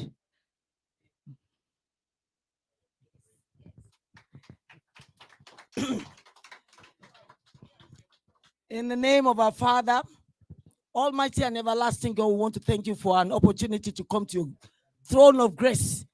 We know that you made every man free, every woman free, every child free. And that's why we know that we are fighting a good cause. Our Lord and our Father, we usher you in from the beginning. And we are not ending this without you, Lord. And therefore, we want to thank you for the opportunity, for the voice that you've given us, for the confidence that we have in you. It's because we have that confidence in you, Lord, that we are able to stand here today to proclaim BIAFRA government inauguration. And we know that it will stand. Because you said in Psalm 37 verse 4, that those that delight in you, Father, you said you will give us the desires of our heart. BIAFRA wants to be free. They want to be a nation.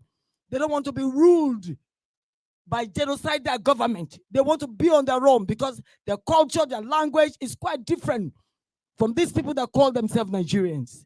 And God, because we're here fighting a just cause, I know you will be our shield and our buckler. You will fight this battle because there's no battle that can be fought successfully, victoriously without your help. Therefore, God, we are asking you that in your mercy, in your good nature, as a free God, as a God that gives freedom to your people, you will give freedom, total and permanent freedom to the nation of Biafra. Our Lord, we thank you for what we have been able to do today. This is not the end. We are going to keep on talking, shouting, and taking our desire to the entire world, not just in America, because America is just a nation, to the entire world, to hear our cry for freedom, for justice, for equity, which you, God, has given us from the day that each and every one of us was born. Therefore, Father, we thank you. We want to return all the praise, all the adoration back to you, Lord. We know that without you, we cannot do anything of our own. We say, if we remain branches on you, Father, and you are the vine, you continue to prune us so that we become more fruitful and more productive. BIAFRA will go from grace to grace, Lord, from strength to strength, from glory to glory. And the whole world, there's nowhere the sun shines that they do not see it. They will continue to shine, all because you are God. Father, we thank you. I bless you for those that have come. As we are living here, Father, we are not leaving your presence. Father, give journey mercies to everyone that has participated in this inauguration. And we thank you because you're a good God. What you say is what you do, Father. Therefore, we give you all the glory, all the blessings. And let the glory be yours, and all the blessings will be on everyone that has been here and those that could not make it here today. All because you are God. In the name of your precious Son and our Lord and Savior, Jesus Christ, we have prayed. And the saints say, Amen. Hallelujah. Sorry, while you are standing, I would like us to use 1 minute to remember those. When you go through your brochure, you're going to see that a lot of us have gone beyond. They are still killing us, and we need to use 1 minute. After the 1 minute, we're going to have our leader, the leader of indigenous people of Biafra, Nnamdi Kanu, to close us in prayer. In lieu of that, for remembering the people who have paid with the ultimate price, don't forget Bruce Fine, who set himself up ablaze because of Biafra. No, not Bruce Fine, please. Bruce Mayrock, a young lad who set himself ablaze at the United Nations headquarters, New York, because of Biafra. Thank you. All right, the 1 minute starts now. Silent, please.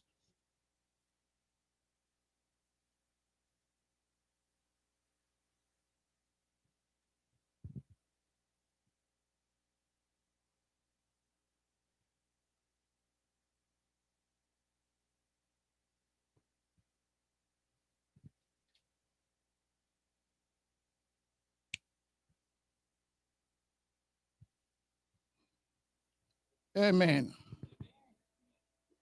Uche. Let us pray. For God in heaven, Almighty Creator, the ancients of the ancient, the maker of the heavens and the earth, you created everything that the mind of a living soul can imagine, but none created thee. That is why we say you are immortal, you are invisible, you are omnipotent.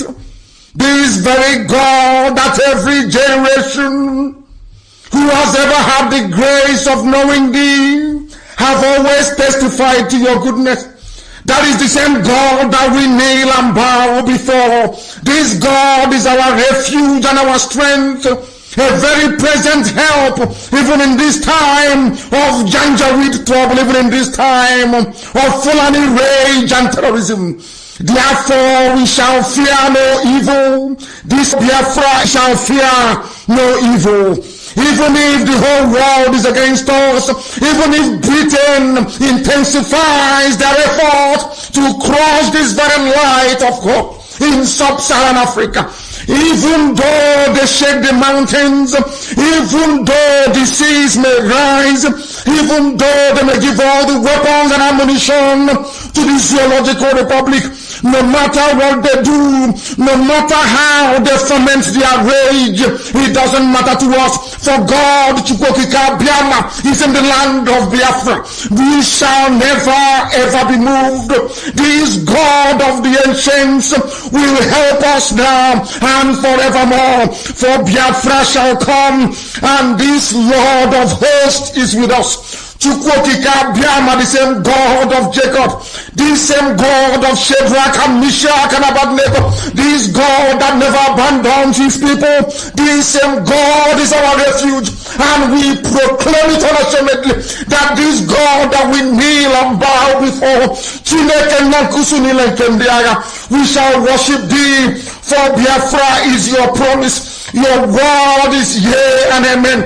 Instead of your word not to come to pass, heaven and earth will cease to exist. Upon this very hope we anchor all our belief that Biafra shall come in our time, and we pray that it comes this very year, that your glory may be made manifest in the lives of men, that we may kneel and bow before thee. Nyahansoro kutola nsoporo na ijama na ibisiala Chineke na kepru ihe niile ko otuto niile wedregeze penso ugama wombo niile bigebi. Ise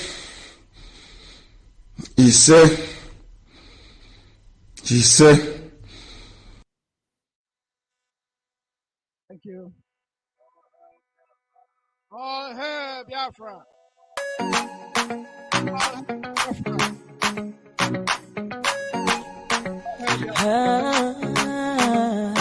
Our nation, Biafra, our land, Biafra, our nation, Biafra, our land, Biafra. We are fighting for a nation full of love. Our nation, Biafra land. Guiding up hope and peace and joy. Our nation, Biafra land. No matter what you have or where you are. Our nation, Biafra land. Everybody, let's come together. Our nation, Biafra land. No one is to be rejected. No one is to be neglected. No one is to be defenseless. All in Biafra land, oh. It's time to give justice a chance, so and reject the evil ones. Restore our nation, love. We are fighting for a nation full of love. Our nation, Biafra land. Guiding up hope and peace and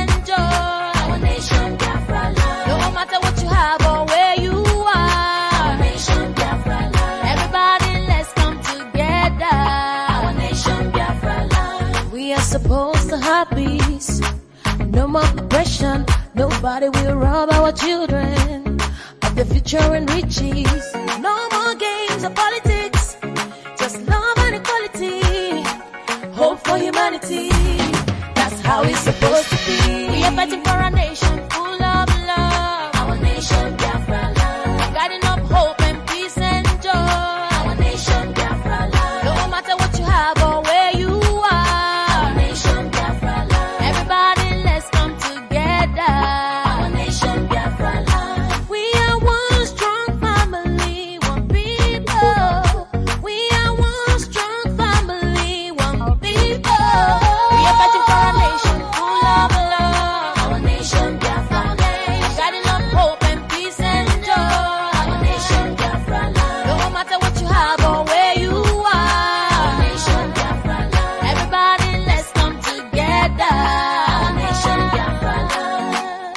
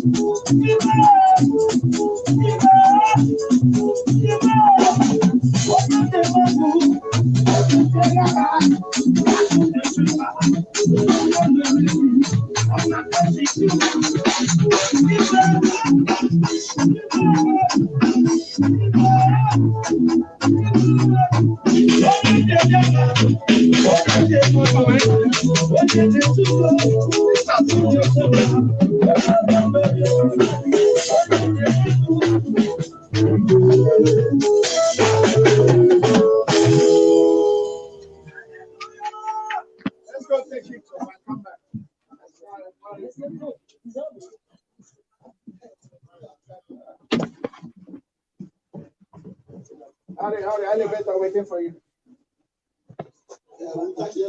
Yeah, come. You're gonna come back. Yes, you want us to take picture? Come. Let's go and take picture and come back. Yeah. Man, I didn't know you were that beautiful.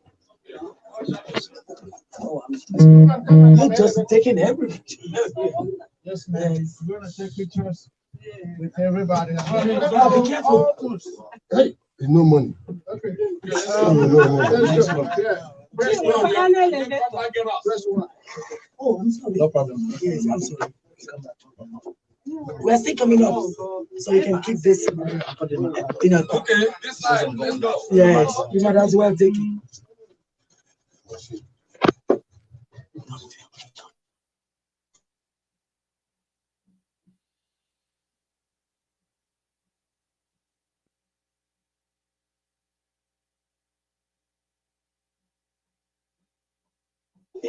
Yes. My son is going to be 40. I wanted to have something like that. Some serious parts. Yes, it's like someone there. Someone there. I like the face of someone. It's a very boy, but he doesn't know to call for this. Oh, my car is on the other side. That's okay. Okay, let's take pictures. They're going to take a lot of pictures, which will put all over the internet. Anyway, feel free to now start on how to do it.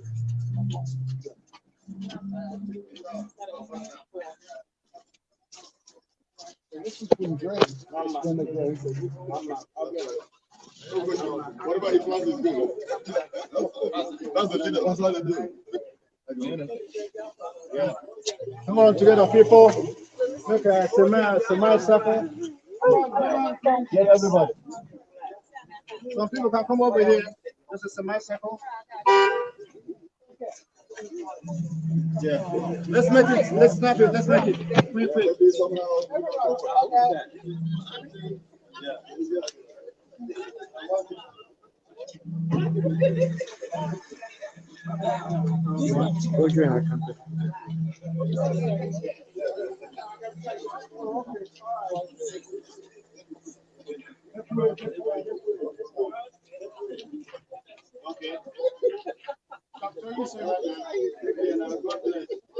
Chief, because it's a car coming.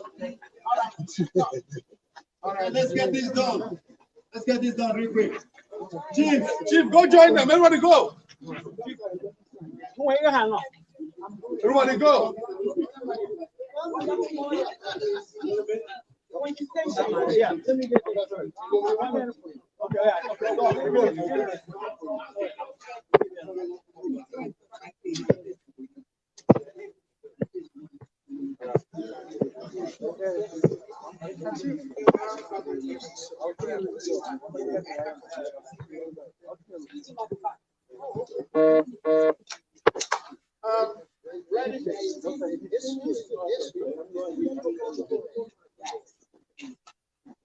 hurry up, photographers. Everybody hold your flag if you have it.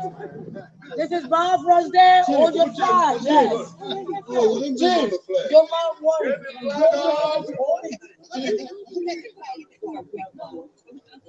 hurry up, keep taking.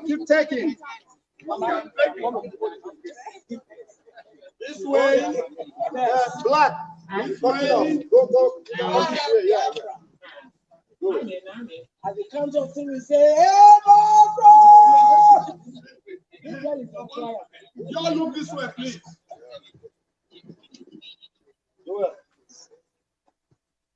Hey, you didn't get the first? Okay. The chairman, I'm not seeing your first word. I'm here. Okay. There you go. Okay. No, you're fine. Oh, I'm fine. You're fine where you were. Okay. No, go to back. Yeah. Middle, okay. You're holding the corner for Biafra. Keep taking. While all this is going on,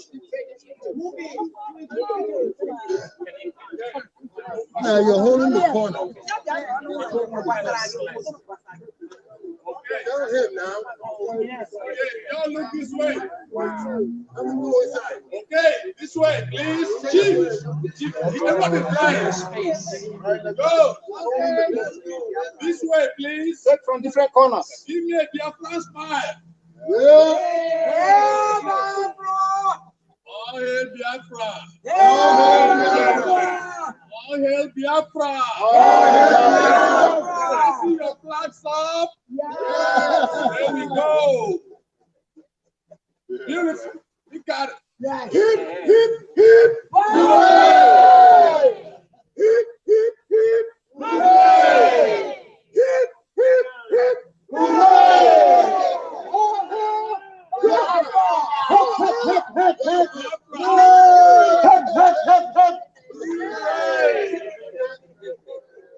Okay, guys.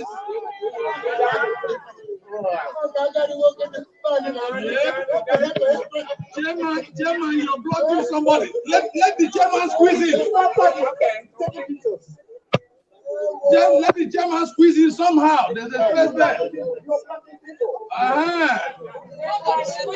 If she moves a little.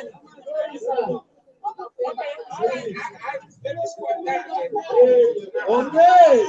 Yeah. That is beautiful. All the time.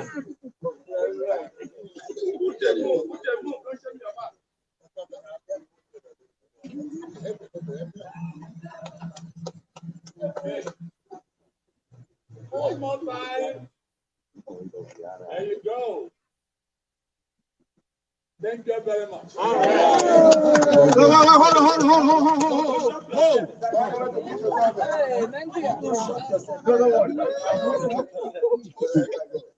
Happy Veterans Day. Thank you so much. Oh my God, at home. Hey!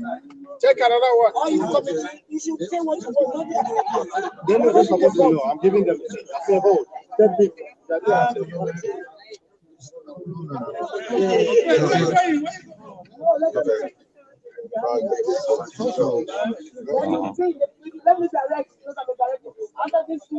don't need a director. Hey, no. Doctor. them take first.